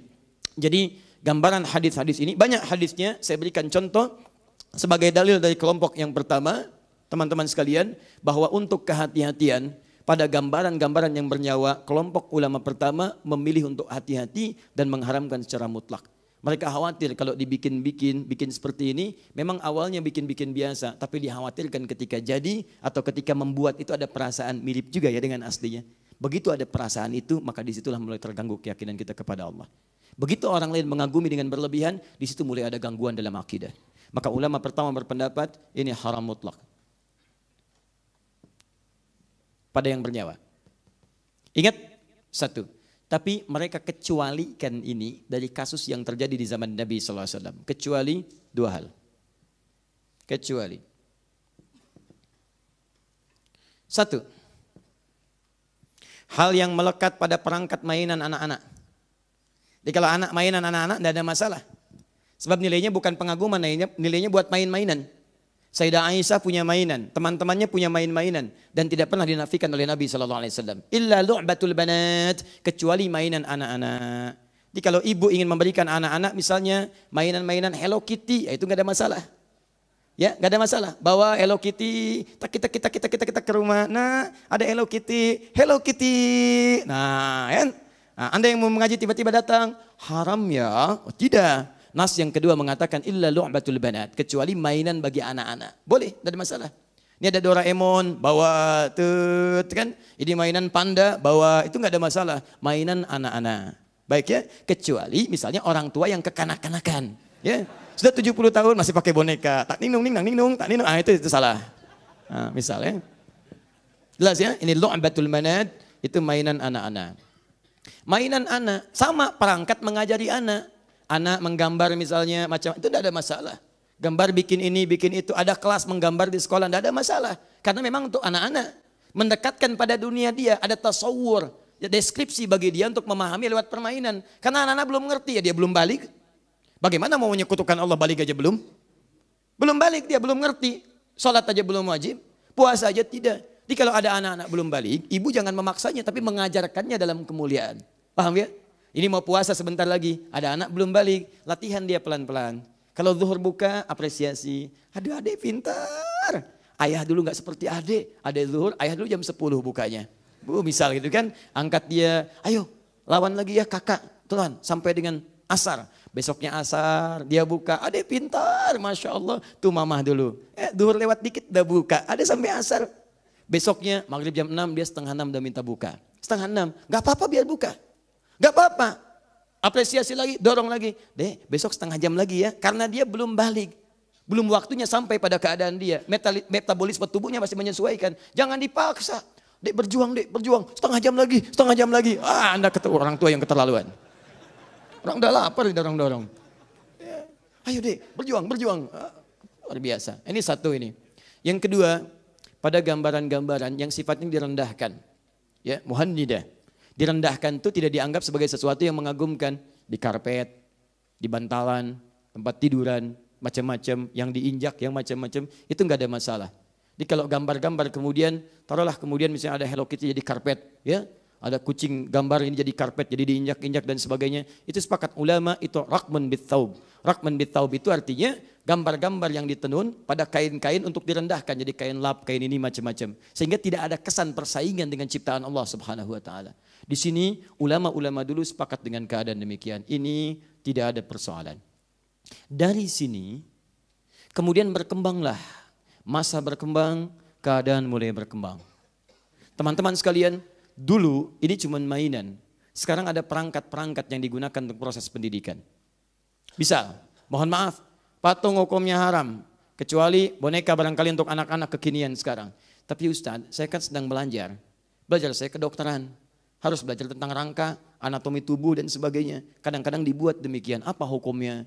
Pada yang demikian diambil illat maslahatnya dikembalikan ke sini. Apa fokusnya? Sepanjang yang dimaksudkan bukan bagian dari untuk menyaingi ciptaan Allah. Tapi digunakan pada hal-hal esensi yang lain. Yang sifatnya ada maslahat atau merendahkan sesuatu sehingga berbeda dengan ciptaan Allah. Maka ini dibenarkan. Maka yang fakultas kedokteran tidak ada masalah. Yang di biologi gak ada masalah. Ketika ada misalnya rangka-rangka tertentu dan seterusnya dibuat untuk menunjukkan bagian-bagian dalam tubuh ataupun juga penggalian-penggalian pada hewan. Itu tidak ada masalah. Sekalipun sebagian ulama masih agak hati-hati. Kalau bisa bentuknya jangan sesempurna mungkin. Misal bentuk wajah, hilangkan sebagiannya, tutup misalnya kan. Baik, sehingga tidak menyerupai betul. Ada sebagian yang masih berhati-hati. Tapi dalam konteks kekinian kan nggak bisa. Kita akan pelajari bentuk hidung. Begitu ditunjuk hidungnya nggak ada. Ini kan repot. Adik-adik, sekarang kita akan mulai ya belajar tentang mengenal hewan-hewan buas. Mari kita lihat, ibu ceritakan singa. Seperti apa gambarnya bu? Haram. Nggak bisa. Karena kita ingin menjelaskan bagaimana kemudian bentuknya. Repot gitu kan kalau nggak ada. Unta, gimana itu unta bu? Kalau mau tahu ke padang pasir aja ke sana. Oh, bisa. Kasihkan gambarnya nih begini, begini, begini, begini. Itu nggak ada masalah. Guru gambar sketsa gini misalnya kan. Ah inilah singa, kan? Paham ya? Baik. Yang kedua turunan lagi misalnya. Baik maaf di kepolisian atau di militer dan sebagainya. Dibutuhkan misalnya ahli sketsa untuk memastikan keadaan hukum. Begitu ada terjadi pencurian, dulu belum musim CCTV, bahkan sekarang masih berkembang keahlian ini. Maka datang, bagaimana saudara menurut Anda, ciri-cirinya seperti apa? Begitu digambarkan ciri-ciri, dilukiskan begini. Apakah seperti ini? Bukan. Apakah seperti ini? Bukan. Apakah seperti ini? Mirip dikit. Apakah seperti ini? Mirip dikit. Ini mirip sekali. Terus, oh iya, yang seperti itu. Mirip yang dimaksudkan bukan mirip ciptaan Allah. Tapi untuk mirip menemukan pelaku dari unsur kejahatan. Yang ini boleh. Ayo saudara, siap. Saya lukiskan ya. Apakah seperti ini? Tidak. Apakah seperti ini? Tidak. Udah mirip seperti ini? Bukan. Kenapa bukan sama sekali? Haram pak. Wah, Masya Allah. Ini repot yang seperti ini. Jelas ya? Dia nggak ada kepastian hukum. Bagaimana Anda bisa membantu proses kepastian hukum? Polisi kesusahan, sidang nggak terjadi-jadi dan sebagainya. Begitu di persidangan ditampakkan, oh, apakah yang saudara maksud orang ini? Betul pak dia. Seperti gambar ini? Bukan pak. Kenapa menolak? Yang itu haram pak, yang ini yang halal. Ada pencuri yang halal, ada gambar yang haram. Kan? Itu yang repot. Nah, sampai sini dipahami? Baik, jadi bagian pertama, kalau yang dimaksudkan lukisan-lukisan, melukis makhluk bernyawa. Ini kita nggak bicara tentang pemandangan, tentang pohon dan sebagainya. Maka ulama yang pertama, mereka berhati-hati mengatakan ini mutlak haram karena dikhawatirkan ada sesuatu gambaran terjadi dalam jiwa yang bisa merusak akidah. Kecuali dengan 3 turunan tadi. Ada maslahat hukum. Yang kedua, jadi sebagai mainan-mainan yang biasa. Ataupun yang ketiga, sesuatu yang melekat untuk sifat yang hal-hal yang rendah. Serbet misalnya, kemudian juga bantal yang ditiduri, kasur dan sebagainya. Sepanjang itu tidak menghadirkan hal-hal dengan sifat haram turunan. Sifat haram turunan itu misalnya, maaf, gambar-gambar yang tidak elok. Ah, kalau itu halal dong gambar misalnya di bantal karena tidak dimirip-miripkan. Tapi bantalnya gambar Madonna misalnya, nah, itu nggak tepat juga, nggak boleh. Hal-hal yang sifatnya melahirkan turunan hukum baru itu yang dihilangkan. Saya ingin mimpi bisa main bola seperti Lionel Messi misalnya kan. Bikin bantal Lionel Messi. Seakan-akan tidur bersama Messi. Itu nggak boleh. Haram hukumnya. Saya nggak mau pakai Messi main aja kalah 3-0. Saya Ronaldo aja misalnya kan yang golin saat di puncak. Misal gitu kan. Nah itu nggak boleh. Karena ada suasana yang hadir kemudian yang tidak dibenarkan. Jelas? Tayyib. Masuk selanjutnya, kenapa sampai ke Ronaldo? Bismillahirrahmanirrahim. Teruskan ya, ini kan baru masa konvensional, belum kekinian. Kita belum masuk foto, judulnya kan foto dan gambar. Kalau gambar sifatnya lukisan, kalau sekarang ke foto. Yang haram sudah, sekarang kita teruskan. Saya bacakan dulu ya, ini narasi teksnya, tadi sudah saya terangkan dengan jelas ini narasi teksnya. Ma yuhramu minas suwar wat tamathil. Apa-apa yang haram diharamkan dari gambar-gambar dan patung-patung. Kan? Awalan at-tamathilul mujassamah. Patung-patung yang berbentuk. Kan? Idza kanat lidhi rahin min insanin aw hayawanin tuhramu bil ijma'. Jika yang dimaksudkan patung-patung itu adalah patung-patung manusia atau hewan-hewan yang tadi dengan maksud-maksud yang saya sebutkan tadi. Ya, begitu dibikin untuk kekaguman, untuk macam-macam sehingga melahirkan gambaran-gambaran yang merusak akidah. Itu haram hukumnya. Haram hukumnya. Dan itu ijma ingat, semua ulama sepakat. Ulama sepakat, Nabi menyampaikan, sahabat menerima, tabi'in kemudian mengamalkan, dan ulama semua sepakat. Anda Nabi bukan, Rasul bukan, sahabat bukan, tabi'in juga bukan, ulama juga bukan. Bikin kesepakatan baru, Anda aneh. Anda aneh. Ya? Inna malaikata la tadkhulu baitan fihi kalbun wala suratan wala tamathil wala junubun. Malaikat tidak akan pernah masuk ke dalam satu rumah yang di dalamnya ada sifat-sifat, ada anjing di dalamnya, ada kemudian gambar-gambar, ada patung-patung dan juga tidak juga bagi orang yang dalam keadaan junub dan belum dia bersuci di situ. Maka di sini ilat hukumnya jika Anda menemukan hal demikian lebih baik kemudian Anda sesuaikan. Ya, jadikan seperti Nabi tadi. Nabi masuk ke ruangan, ada Sayyidah Aisyah, tiba-tiba yang digambar di gorden diturunkan. Jadi keset, jadi bantalan, jadi apa dan sebagainya. Itu lebih selamat dibandingkan Anda pajang dan sebagainya. Menghadirkan satu saat Anda lewat. Ada patung kuda misalnya kan. Begitu lihat, duh ini kuda kasihan siang malam begitu aja. Capek kayaknya, berdiri aja begini kan. Itu aja udah candaan yang kemudian melahirkan gambaran. Mirip ya. Ada patung kuda di Bekasi, kudanya warna putih, di Kemang warna hitam. Masya Allah, di Kemang warna hitam itu katanya kuda yang di Bekasi, terbang ke sana, begitu terbang kena polusi yang di sana hitam. Patung kuda satu hilang di Bekasi, karena jadi candaan di situ. Ya, kuda terbang padahal kudanya kuda patung, kuda bikinan dan sebagainya. Disitulah kadang ada kesan-kesan tersendiri yang menghadirkan seakan kekaguman yang tidak pada tempatnya. Jadi keliru di situ. Paham ya? Kemudian, tanian as-suratul musawwara bil yad lidhi rohin haramun bil ittifaq. Juga ulama sepakat bahwa gambar-gambar yang memiliki roh yang tadi saya sampaikan tadi, dilukis tapi ya, bukan foto nih, ini masih lukisan. Yang dilukis sengaja. Nah ini ketika melukis itu kan tadi saya sampaikan seakan-akan ada kesan gitu. Ada kesan, kemiripan, macam-macam. Ini yang paling bahaya. Ini semua ulama sepakat itu haram hukumnya. Dengan hadis Nabi SAW, inna ashaba hadhihi suwar yu'adzabuna yaumal qiyamah. Yuqalu lahum ahyu ma khalaqtum. Ya, maka orang-orang seperti ini itu dijamin siksa di neraka dan dikatakan pada mereka, ayo coba berikan nyawa apa yang telah kamu buat itu. Nah kemudian teman-teman sekalian, nah ini as-suratu idza kanat barizatan tush'aru bit-ta'zim. Awas hati-hati. Memang dia ada sifat-sifat misalnya tidak seperti tadi. Enggak ada menghadirkan, mohon maaf ya. Ini kita mulai lompat nih kepada yang kontemporer. Dia bukan dilukis, dia bukan dibuat oleh tangan, tapi misalnya gambar-gambar utuh seperti foto dan sebagainya. Tapi tush'aru bita'zim itu dimunculkan untuk mengesankan pengagungan sampai ke pengkultusan. Itu pun nggak boleh. Saya memang nggak melukis, ini foto. Fotonya kemudian ditempel. Dari tempelan itu misalnya saya pasang foto misalnya, maaf ya, si fulan, si fulana atau macam-macam atau bahkan misalnya tokoh-tokoh dari nasional, tokoh-tokoh pemain bola, tokoh ini macam-macam saya tempelkan dan di situ ada kesan pengkultusan. Begitu dipajangkan ada kultus. Mau tidur, melihat gambar ini seakan-akan adem rasanya. Ada pancaran dari pandangan matanya, Padahal gambar, cicak masuk ke situ, tertutup matanya. Nah itu kan bahaya juga di situ. Nah, jadi teman-teman sekalian, dalam kondisi ini, gambar-gambar pun yang sifatnya ada pengkultusan dan sebagainya, itu para ulama mengatakan haramun.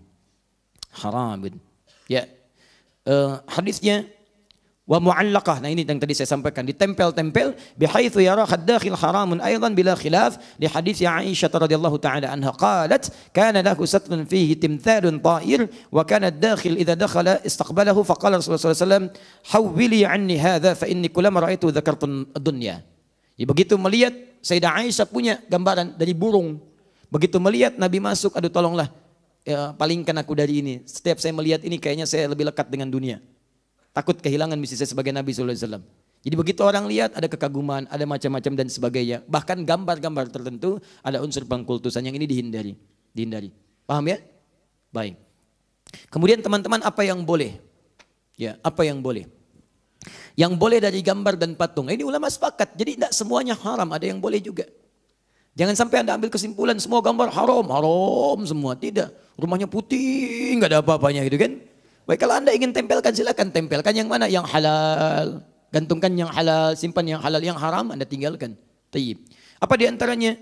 Kullu suratin aw timthalin lima laysa bidhirahin kataswiril jamadat wal anhar wal ashjar wa ma ila dzalik. Jadi silahkan Anda boleh tempelkan misalnya gambar-gambar, pertama disepakati oleh ulama. Jenis yang pertama gambar-gambar yang tidak mengandung roh secara langsung. Pohon, lukisan misalnya bunga, itu kan? Masya Allah bunga tulip, ya begitu dipasang di situ kelap-kelip, ya tulip. Kemudian misalnya ada bunga mawar, ya bunga melati, semuanya indah. Pasang macam-macam. Itu nggak ada masalah di situ. Tapi ingat hukum yang sebelumnya berlaku. Jika gambar itu pun menghadirkan pengkultusan. Duhai bunga tulip yang tulip-tulip di malam hari dan kelihatan cahayanya, aku hadirkan di rumah ini, duhai. Berikan aku kekuatan. Masya Allah. Dengan kekuatan bunga tulip aku akan menghukummu. Misalkan istimarah pada suami. Wah, muncul. Nah itu pun nggak boleh. terjadi percekcokan antara suami dengan istri, melihat bunga tulip muncul misalnya imajinasi, marah istrinya, kenapa mah? Dengan kekuatan bunga tulip aku akan menghukummu. Misalnya, itu nggak boleh. Jelas ya? Teman-teman sekalian, kembalikan. Kullu suratin laysat muttasilatal hayati ka suratil yadi wa haddiha mathalan awil aini awil qadami ya fa innaka la tuhramu li annaha laysat kamilatal khalqi. Atau jika Anda ingin bikin sketsa yang tidak sempurna boleh. Ya, misalnya mohon maaf ada gambaran-gambaran misalnya sebagian tidak sempurna, wajah tidak ada misalnya bagian tampaknya, sebagiannya gambar, itu enggak ada masalah. Enggak ada masalah, seperti buku-buku tampilan atau brosur-brosur tampilan. Ya, yang sifatnya gambar bukan foto ya, sifatnya gambar. Nah itu Anda misalnya hilangkan sebagian, itu sifatnya disepakati tidak ada masalah. Boleh, sah-sah saja. Ibu bahkan misalnya, maaf, kan ada jualan pakaian kan? Jualan pakaian tuh kadang dilekatkan ya pada ornamen-ornamen. Ya supaya ukurannya pas, nah contohnya ini nih. Ya ada misalnya patung-patung, sebagian yang dipakaikan. Itu kalau sebagian tidak lengkap masih boleh. Tangannya hilang misalnya kan, baik tinggal badannya saja begini. Ya wajahnya sebagian disamarkan, itu boleh. Itu boleh. Baik, ukurannya pas seperti ini. Oh baik, cocok ya. Coba, cocok nggak Pak? Oh ini aja ukuran Bapak, cocok masa Bapak enggak? Baik, jelas ya? Baik. Pak, kalau Bapak mau pakai yang itu aja tuh. Itu yang lebih cocok tuh, lengannya masih ada, pakaiannya ada, wajahnya ada. Saya nggak mau itu patungnya haram. Baik. Tapi patungnya yang haram, pakaiannya tidak. Jelas ya? Baik. Jangan Anda berikan tulisan, ceklik di foto. Ingat ya, ini barang haram. Masya Allah. Tidak, bukan. Bukan keadaan yang harus diperbaiki di situ. Jelas sampai sini? Baik, teruskan. Nah, kemudian qala al-ulama wa yustathna min at-tahrim la'abul banat lima thabata an Aisyah radhiyallahu ta'ala anha anna Nabiy sallallahu alaihi wasallam tazawwaja wa hiya bintu 7 sinin wa zuffat ilayhi wa hiya bintu 9 wa la'abuha ma'aha wa mata anha wa hiya bintu 18 sana. Teman-teman sekalian, maaf. Dan yang ketiga disepakati yang tadi saya sampaikan, mainan-mainan bagi anak-anak itu tidak ada masalah. Jadi kalau Anda ingin sekolahkan anak atau anak di pelajaran sekolahnya ada kelas menggambar, kelas melukis tuh anak-anak itu tidak ada masalah. Karena anak-anak itu sifatnya dia belum dihukumi dengan sifat-sifat hukum. Dia belum ada sifat balighnya. Itu hanya penjabaran untuk melatih bagian-bagian dalam tubuhnya. Sehingga responnya cepat, stimulus otaknya, macam-macamnya, ya dan seterusnya. Sehingga dengan itu diharapkan perkembangannya menjadi lebih cepat, motoriknya dan seterusnya. Ada juga turunan dari ini. Semacam Anda misalnya mengambil jurusan-jurusan yang spesifik menghadirkan maslahat. Misal tadi Anda ingin misalnya berdinas di kepolisian atau di militer untuk sketsa-sketsa tertentu, ambil jurusan itu di desain grafis, boleh, nggak ada masalah untuk hal yang sifatnya maslahat. Kecuali kalau tujuan Anda masuk di kampus itu untuk menggambar hal-hal yang tadi tidak dibenarkan, itu yang haram hukumnya. Di keahlian Anda boleh dipakai dengan hal-hal yang dibenarkan secara agama. Tidak dilarang Anda masuk desain grafis, silakan aja. Dan pakai itu untuk hal-hal yang membantu agama, boleh. Silakan bikin desain, arsitektur, hal-hal yang dibenarkan, sketsa-sketsa yang bagus, hal-hal yang memberikan gambaran maslahat, itu gak ada masalah, silahkan. Sah hukumnya. Ya, jelas sampai sini? Terakhir, fotografi. Hukmu taswir al-fotografi. Baik, jadi fotografi itu kata-kata baru. Makanya padanannya dalam bahasa Arab tidak ditemukan. Ya, maka fotografi bahasa Arabnya fotografi. Ya, jadi kalau Anda ingin menerjemahkan sesuatu yang tidak di Arab, jangan di asal-asal, sebutkan sesuai dengan asalnya. Ya, jadi jangan direka-reka. Misal, tadi ngaji di mana? Tanya orang Arab. Min aina ant darast? Ada katakan di Kota Baru Parahyangan, katakan darastu fi Jami' Ar-Rahman Kota Baru Parahyangan. Spellingnya sama, Kota Baru Parahyangan. Jangan di Arab-Arabkan. Min aina anta? Kutuburu Parahyangan. Begitu dia datang, dia nanya pada orang lain, salah jawaban.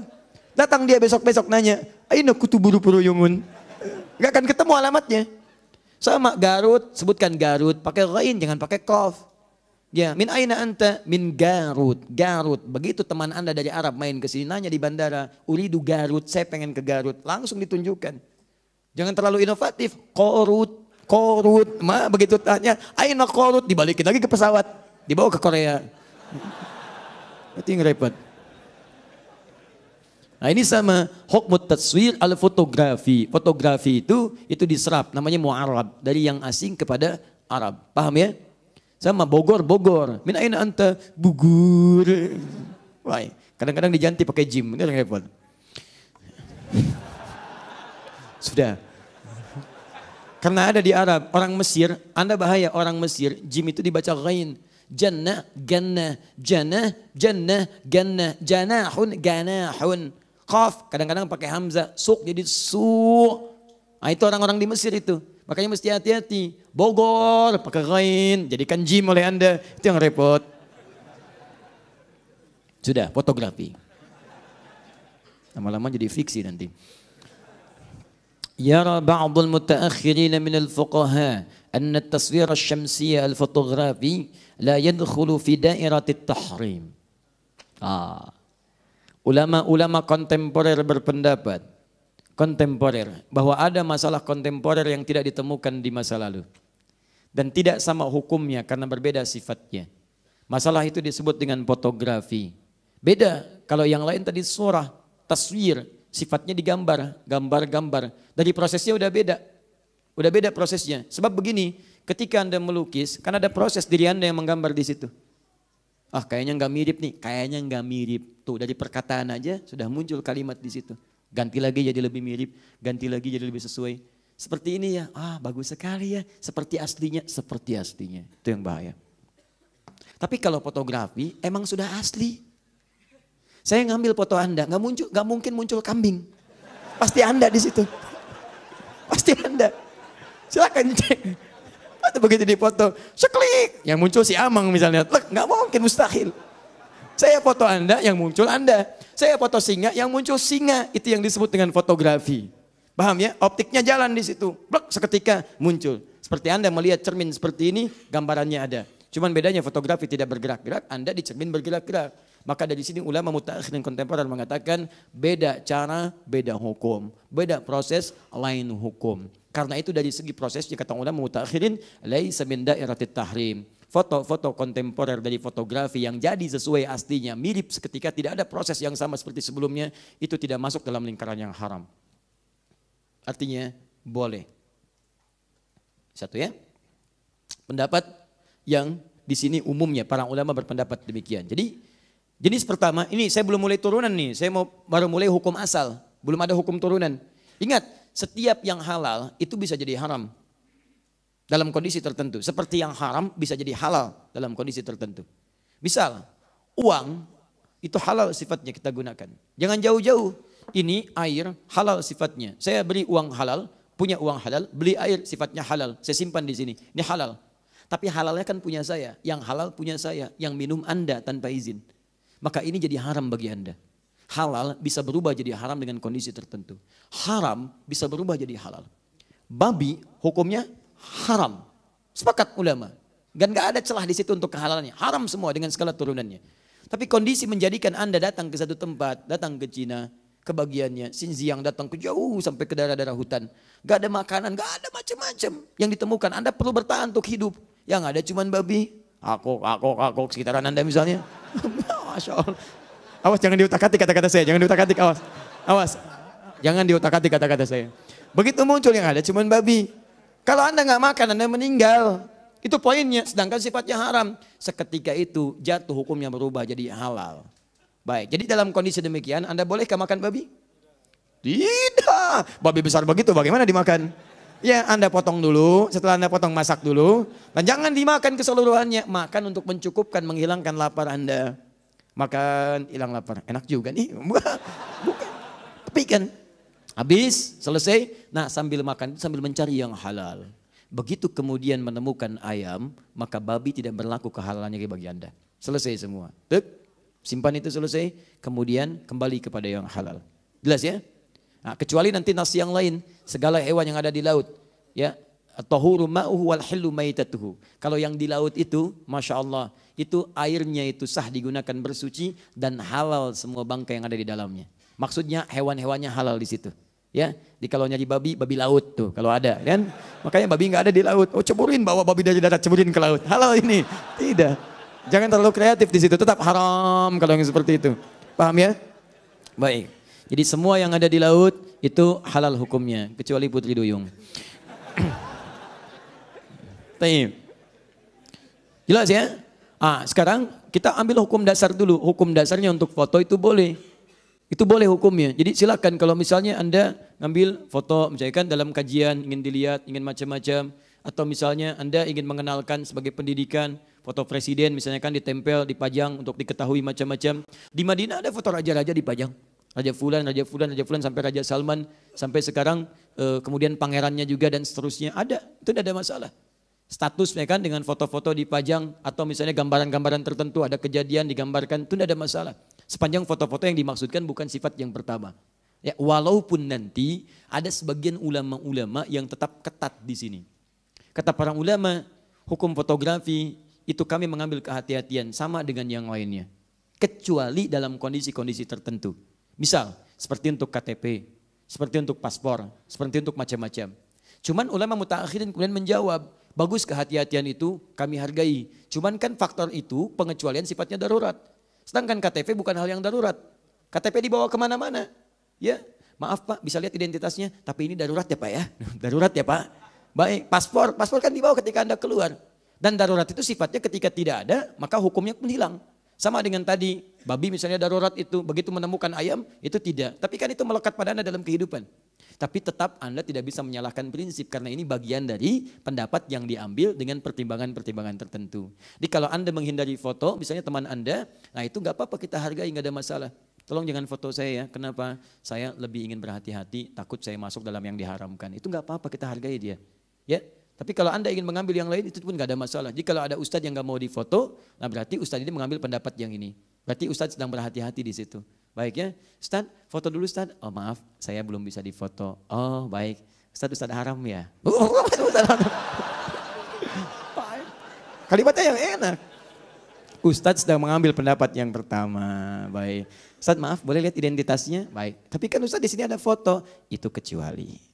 Nah, itu berarti ini gelombang dari sebagian pendapat. Yang lainnya saat boleh foto, boleh silakan. Ini berarti dia mengambil pendapat yang mutaakhirin yang melihat perbedaan dari sifat-sifat keharaman beda dengan yang lainnya. Paham? Baik. Terakhir, di bagian penutupnya, hukum foto ini pun ada turunan. Saya bacakan dulu pendapat Syekh Saiz. Yaqulu fadilatul Syekh Saiz ma nassahu wa la'allaka turidu an ta'rifa hukma ma yusam bi taswiri syamsi. Boleh jadi Anda ingin mengetahui tentang hukum fotografi atau foto-foto biasa yang bukan lukisan. Fanaqul maka kami berpendapat yumkinuka an taqula inna hukmaha hukmu raqmi fi thawb wa qad alimta istithna'ahu nassan. Wa dhalika an taqul inna hadha laysa taswiran bal habsan lis-surati wa ma mithlahu illa kamathali as-surah fil mir'at. Kata beliau, kalau Anda ingin tahu hukumnya seperti itu, maka hukumnya hukum dikecualikan dari yang haram, seperti halnya lukisan yang dijadikan sebagai raqmun fit thawb, sapi lukisan yang direndahkan, jadi bantal, jadi macam-macam. Itu hukumnya sama dengan itu. Disilahkan, di situ boleh-boleh saja sepanjang, catatan yang terakhir, hukum turunannya. Sepanjang foto itu tidak memiliki hukum turunan haram. Pornografi, haram. Gambar, ceklik foto, yang diharamkan, itu nggak boleh. Kan hukum foto halal, iya hukumnya halal. Tapi cara Anda berpose itu haram. Jelas ya? Maaf, hukumnya misalnya tidak melahirkan pornografi. Busananya ada, lengkap, bagus dan sebagainya. Cuman tampil ria di situ. Genit dan sebagainya. Ingin menarik perhatian orang lain, tabarruj di situ. Sama, pakai jilbab, teman terlampau genit. Ingin tampil macam-macam, itu tetap haram juga hukumnya. Dan seterusnya. Sama foto, tapi foto itu dijadikan sebagai bagian dari jimat, pengkultusan dan sebagainya. Memang hukum fotonya enggak haram, tapi hukum pengkultusannya haram. Makanya ketika hukum pengkultusan itu haram, jatuh gambarnya pun haram ada di sekitaran Anda. Paham sampai sini? Maka dari itu, jika Anda ingin misalnya menjadikan gambaran foto-foto itu sebagai dokumen-dokumen saja, untuk yang disampaikan sebagai pembelajaran, misalnya pengingat pada keluarga, ini kakek, ini nenek dan sebagainya, sehingga mereka lebih merasakan ketika berdoa kepada Allah Subhanahu wa taala. Ada anak yang lahir bapaknya enggak ada. Begitu dewasa ingin diperkenalkan. "Mah, papa dulu seperti apa gambarnya?" "Haram, Nak." Di papa haram ya, Mak? Bukan. Gambarnya yang enggak boleh. Nah, bagaimana menjelaskannya yang seperti itu? Kalau tujuan untuk menyampaikan boleh di foto keluarga. "Adik sini sayang." "Adik sabar ya, Nak ya. Yuk. Papa memang sudah enggak ada bersama kita. Tapi mama yakin ini mungkin ladang pahala yang Allah berikan kepada kita supaya kita banyak berdoa untuk papa. Kita banyak mengerjakan amal soleh. Ini dulu gambar papa. Masya Allah, dulu berharap ada jadi penghafal Quran. Begitu melihat wajah ayahnya. Dan ada harapan tinggi pada dirinya, termotivasi dia untuk menghafal Quran. Ya Allah, berikan saya kekuatan menghafal ya Allah. Saya ingin pahala yang mengalir untuk ayah saya dan sebagainya. Terbayang suasana itu. Itu jadi dorongan yang kuat. Juga untuk masalah-masalah yang lainnya. Yang demikian itu dibolehkan. Kecuali ada gambar yang lain. Adik sini sayang, ini eyang kamu. Eyang kamu itu dulunya sakti mandraguna. Lebih sakti dibanding si Mandra. Wah macam-macam. Si Mandra kalah sama ini. Wah misut pasang ini itu salah. Salah di situ. Jadi itu yang coba dihindari. Paham ya? Nah, kalau sudah paham, sudah mengerti, maka sudah jelas. Apalagi yang mau diperselisihkan. Argumentasinya jelas, kisahnya jelas, turunan hukumnya jelas, kitabnya juga ada. Tinggal Anda praktek dalam kehidupan dan saya tidak pernah memaksakan Anda mau memilih yang mana. Kalau dari kesimpulan ini Anda ingin misalnya saya nggak apa-apa, saya nggak pengen ada seperti itu, biar putih saja rumah saya, silahkan, itu hak Anda. Dan tidak boleh kita memaksakan hak kepada orang lain. Anda ingin dengan tanaman saja, boleh, itu sah-sah saja. Tapi juga Anda mesti menghargai jika ada teman-teman Anda setelah pelajaran ini memilih misalnya untuk mempraktekkan hal-hal yang bermanfaat dengan apa yang tadi disampaikan. Maka dengan itu nyaman kehidupan kita, tenang kita dalam beribadah, dan insya Allah semoga Allah meridhai apa yang telah kita pelajari. Nah, jelas uraian saya? Paham insya Allah? Mengerti? Siap mengamalkan? Baik, pilihan terserah Anda. Silahkan Anda pilih sesuai dengan apa yang Anda ingin sampaikan. Kesan pertama memang begitu menggoda, tapi selanjutnya itu terserah Anda. Nah, teman-teman sekalian, fokus baik-baik ya. Fokus baik-baik. Kalau sudah jelas, sudah baik semuanya, hukum sudah ada, maka saya mohon kepada Anda, semua pelajaran fikih ikhtilaf kita gunakan sebagai pegangan untuk beramal. Bukan amunisi untuk mendebat orang lain. Dan kalau ada iseng-iseng yang mendebat dan sebagainya, acuhkan aja. Karena perdebatan tidak membawa maslahat. Anda meninggalkan perdebatan sekalipun Anda benar, Allah bangunkan bagi Anda istana di pinggiran surga. Kok di pinggir Ustaz? Biarin, yang penting ada daripada enggak sama sekali. Daripada enggak. Gak apa-apa, hadir dan sebagainya. Nah, itu nikmat dibandingkan Anda capek sibuk. Biarin orang-orang yang menyoal kadang-kadang itu barangkali kurang mendapatkan wawasan yang lebih luas atau ingin mempertahankan saja pendapat yang ingin dipegang tapi mau memaksakan pada orang lain. Jadi yang seperti itu anggap saja barangkali dia dalam proses pembelajaran dan kita doakan supaya meluas wawasannya. Jangan diacuhkan juga. Jangan diacuhkan, tapi kita dorong dengan doa dan kita ajak. Jangan, saya tidak mengajarkan Anda untuk mengacuhkan orang lain, tapi kita doakan dalam kebaikan sehingga itu menjadi nyata dalam maslahat kehidupan kita. Paham? Jelas? Siap mengamalkan? Nah, saya cek dengan Quran surah kelima Al-Maidah ayat 100 sampai 101. Ya ayyuhalladzina amanu, hai orang-orang yang masih merasa punya iman. Ini bagi yang punya iman saja. Kalau yang tidak, barangkali tidak berlaku ayat ini. La tas'alu an asya'a in tubdalakum tasu'kum. Kalau uraian sudah jelas disampaikan dari awal sampai akhir, jangan coba-coba banyak ditanyakan lagi. Khawatir banyaknya pertanyaan itu menjadikan yang jelas semakin tidak jelas nantinya. Sudah jelas banyak ditanya, jadi tidak jelas. Beli sabun, jelas sabun, banyak ditanya. Sabun apa? Lifebuoy. Akhirnya yang tadinya mudah jadi susah. Yang dicari ada Dove, ada macam-macam, jadi ke Lifebuoy. Sudah jelas Lifebuoy, tanya lagi, belinya di mana? Alfamart. Padahal sekitarannya ada 212, ada Indomaret, ada macam-macam. Allah. Yang ada Alfamart. Kan Alfamart itu ada 3 mah. Allah. Yang mana? Yang dekat tiang listrik. Masya Allah. Tunjukkan di situ. Masya Allah. Begitu dia berangkat ke situ balik lagi. Sabun gak dibeli. Kok gak beli sabun? Tutup mah. Yang buka yang dekat pohon. Nah itu yang merepotkan Anda semua. Jadi kalau sudah jelas, jangan banyak ditanyakan sehingga membuat yang jelas semakin tidak jelas. Jelas uraian saya? Paham? Ada pertanyaan? Masya Allah, Alhamdulillah. Kurang iman. Apa ya? Mungkin yang lain. Oh ini sudah semua lah, sudah jelas. Satu saja saya bacakan ya, mungkin ini kekinian kasusnya, tapi sebetulnya kalau ini paham, gampang disimpulkan. Assalamualaikum Ustaz, Waalaikumsalam warahmatullahi wabarakatuh. Mohon penjelasannya, jelas tadi. Kadang-kadang, saya seorang juru foto yang fokus pada wedding fotografi, tapi sudah tidak lagi mengerjakan foto pre-wedding dan foto lamaran. Namun hingga saat ini masih ada beberapa hal yang mengganjal, yang sangat membutuhkan penjelasan mengenai hukum dari pekerjaan yang saya geluti ini. Masya Allah, orang menjalani pekerjaan, Anda gelut dengan pekerjaan. Saya kasihan pada Anda. Betul-betul saya kasihan. Sudah nggak jelas tiap hari gelut lagi. Tahu artinya gelut? Ya, berkelahi itu bahasa Jepang. Baik. Izinkan saya untuk memberikan sedikit narasi. Baik. Kerjaan saya di dalamnya menurut pemahaman saya banyak praktek yang sama sekali tidak syar'i. Seperti musik, makan minum berdiri, pakaian-pakaian berlebihan, cenderung pamer, bahkan terbuka aurat, ikhtilat dan sebagainya. Baik, dan pertanyaan saya bagaimana hukum terkait pekerjaan ini kalau saya terlibat dalam acara tersebut. Anda kan bisa memilih. Anda bisa memilih. Hukum foto misalnya pada wedding pernikahan itu sah bila digunakan pada yang halal. Kan Anda bisa pilih foto-foto yang pernikahan yang syar'i. Ada kan yang pakai jilbab, laki-lakinya bagus, kan, dan seterusnya. Ke dalam akad, yang akad sesuai Islam itu boleh, nggak ada masalah. Untuk mengabadikan itu semua, menyampaikan tentang pernikahan yang itu dokumentasinya bisa dibawa ke dalam nuansa rumah tangga yang bisa mengingatkan antar pasangan. Begitu ada masalah, lihat foto pernikahan. Ya Allah, saat akad saya berjanji tidak menyakiti istri saya. Saya berbuat salah telah menyakitinya. Ya itu poin pentingnya. Bukan untuk dihayalkan. Ya Allah, mudah-mudahan ada yang kedua ya Allah. Wah, bukan itu poinnya. Jelas ya? Nah, jadi kalau yang seperti itu boleh, Anda bisa memilih. Ingat, rezeki itu sudah diatur. Sudah jelas, yang belum jelas itu surga Anda. Kalau Anda bisa memilih yang halal, kenapa pilih yang haram? Jadi kalau ada panggilan demikian, kan Anda bisa lihat, bisa petakan bagaimana suasananya.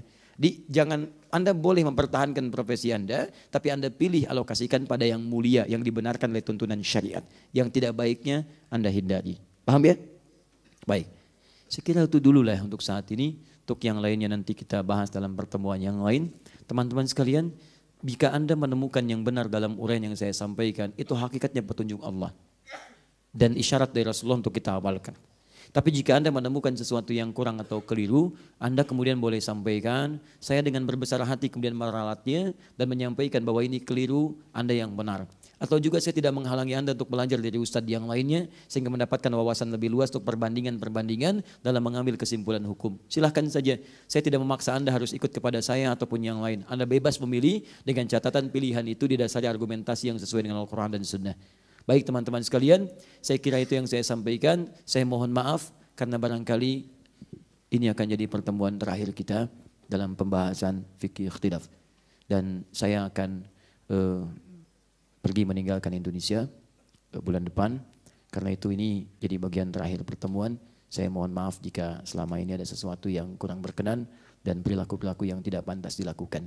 Saya mohon maaf sekali lagi karena ini menjadi hal yang terakhir kita bertemu sebelum Ramadan. Ya, nanti setelah Ramadan kita insya Allah bertemu kembali ya dalam kajian-kajian yang lainnya. Baik. Ya, sebelum Ramadan ya panitia, tenang aja, nanti setelah Ramadan kita susun jadwal lagi. Kita akan tuntaskan masalah-masalah. Saya izin mengumumkan dulu 3 hal penting. Yang pertama, seperti biasa, kita akan berikan kurikulum pembahasan supaya tidak melebar dalam bahasan-bahasan fikih ikhtilaf. Kalau sudah selesai fikih ikhtilaf, kita akan bahas namanya fikih aulawiyah, fikih prioritas. Karena ini sangat penting sekali, karena banyak orang yang keliru kemudian menerapkan praktek agama dalam kehidupan karena tidak tahu prioritas. Sekarang ada misalnya saya kasih gambaran begini, ada tren hijrah. Hijrah itu seperti apa proses yang benarnya? Anda misalnya ada di bank konvensional, tiba-tiba tahu ini haram nih hukumnya. Kemudian setelah itu Anda putuskan keluar. Persoalannya ketika keluar Anda tidak menemukan alternatif yang lain. Dari ini menjadi misalnya jadi pekerjaan yang lain. Saya tidak perlu sebutkan lah supaya tidak mengecilkan pekerjaan-pekerjaan dimaksud. Kemudian persoalannya dari pekerjaan ini sudah mapan kehidupan, pindah kepada keadaan yang harus menyesuaikan dan dalam. Sedangkan mohon maaf penyesuaian dari gaya hidup itu berbeda. Kan saya sering katakan F1 sama dengan F2. Ya, gaya gerak sama dengan gaya dorong. Income yang besar gayanya yang keluar beda. Income kecil gaya yang keluar lain. Dan hukum gaya itu bersanding lurus dengan hukum tekanan Pascal. F berbanding lurus dengan P. Gaya berbanding lurus dengan tekanan. Tekanan di atas beda dengan tekanan di bawah. Karena itu semakin banyak gaya semakin tertekan. Nah keadaan ketika mundur ke bawah, bagaimana menjadikan jembatannya? Tidak sedikit orang yang kemudian hijrah tiba-tiba lompat dalam keadaan tertentu, kemudian dia gagal menjalani kehidupan dan menyimpulkan hijrahnya yang keliru. Sehingga kembali pada maksiat yang serupa. Dan ini sering terjadi dalam kehidupan. Karena itu mesti ada jembatan-jembatan itu nanti yang dikenal dengan fikih prioritas. Selain hukum-hukum, bagaimana kalau sedang Anda kuliah tiba-tiba adzan? Bagaimana kalau sedang rapat tiba-tiba adzan? Mana yang diprioritaskan? Bagaimana ketika sedang sholat tiba-tiba mati lampu, padam lampunya gitu kan? Apa yang harus dilakukan? Apakah melewati saf? Mau keluar saf? Takut dihukum lebih daripada 40 gitu kan? Baik, tapi kalau tidak dilakukan terus-terusan dari belakang. Gitu kan? Mana yang harus dilakukan? Nah itu namanya fikih prioritas. Paham ya? Baik, teman-teman sekalian. 2, insya Allah perihal Ramadan kita mungkin ada ta'lim khusus nanti dan terkhusus nanti setiap akan ada awal buka puasa. Insya Allah nanti kami akan tayang di Trans TV menjelang buka, ada kultum yang temanya sudah kami susun, dan alhamdulillah mau mengikuti apa yang telah kami susun dan apa yang kami ingin sampaikan diikuti semuanya, sehingga dengan itu nyaman kita menyampaikan sesuatu. Insya Allah ada tema-tema khusus di setiap awal-awal buka puasa di Trans TV dari menjelang buka. Kemudian yang terakhir, saya ingin mengajak Anda semua tanpa kecuali, ayo kita rubah lembaran baru kehidupan kita. Lebih baik lagi daripada sebelumnya. Dan ajakan pertama saya, ayo kita dekati Al-Quran, kita cintai Al-Quran. Kami punya target tahun ini, saya ingin berharap ada 100.000 penghafal Quran baru di negeri tercinta ini. Kita itu 200 juta, berapa yang dekat dengan Quran? Kita harus bikin target tiap tahun terus. Kalau belum Anda, anaknya, cucunya. Ayo, saya ingin ajak Anda, ayo kita mendekat kepada Al-Quran dengan menghafalkannya, dengan memahaminya. Kami merumuskan kemudian satu buku Muslim Zaman Now hafal Quran dalam 30 hari, disandingkan dengan mushafnya diberi nama At-Taisir. Insya Allah mushafnya akan dibagikan gratis. Itu saat di IBF kami cetak yang kedua ini ada 5.000 sampai 7.000 dan kita akan terus cetak kembali. Ada rezeki kita cetak, insya Allah kita kemudian akan bagikan secara gratis. Ingat ya, saya tidak memperjualbelikan mushaf. Saya tidak berbisnis dengan Al-Quran. Ingat baik-baik itu. Jadi kalau ada yang jual belikan mushaf kami, katakan, sampaikan pada kami. Dan itu berdosa karena kami berikan untuk memudahkan Anda untuk menghafal Al-Quran. Saya ingin ajak Anda, ajak syiarnya, mungkin kalau Anda bisa ke IBF, Islamic Book Fair, di sana akan dibagikan di bulan ini, tanggal 18 sampai 22 April. Khusus hari Jumat, tanggal 20 April, itu jamnya ba'da asar, sekitar 16 sampai menjelang maghrib, saya akan ada khusus di sana untuk memberikan tips singkat untuk cara cepat menghafal Al-Quran. Ya, dan bukunya nanti yang MZN mungkin sebagian ada di sini, selebihnya nanti kita dapati di IBF. Dan di situ kita akan berikrar kembali, termasuk alumni Istiqlal, kita akan gemakkan se-JCC bagi pengunjung yang datang bahwa kita adalah ahli Quran yang akan mendekat kepada Allah Subhanahu Wa Taala. Dan saya tidak tahu apakah itu bagian dari sejarah Anda ada di situ, atau barangkali Anda bisa terhubung untuk menghadirkan niat menjadi bagian dari ahli Quran ketika kembali kepada Allah Subhanahu Wa Taala. Yang terakhir, bertakwalah kepada Allah, tingkatkan ketaatan, pulanglah ke rumah, jadilah keluarga yang bertakwa. Suami pulang ke rumah, bimbing istrinya, ibu bimbing anak-anaknya, semua kompak, harus ada perubahan mulai saat ini sehingga menjadi keluarga yang soleh kembali pada Allah Subhanahu Wa Taala. Saya tidak punya permintaan kecuali satu saja. Satu saat saya bisa pulang lebih dulu dibandingkan dengan Anda. Tapi mohon dalam setiap sujud Anda, mohon mintalah dan doakan kepada Allah supaya Allah berkenan mengampuni dosa-dosa saya dan dosa kedua orang tua saya. Subhanakallahumma bihamdika asyhadu an la ilaha illa anta astaghfiruka wa atubu ilaik wa akhiru da'wana alhamdulillahi rabbil alamin. Wal afu minkum. Assalamualaikum warahmatullahi wabarakatuh.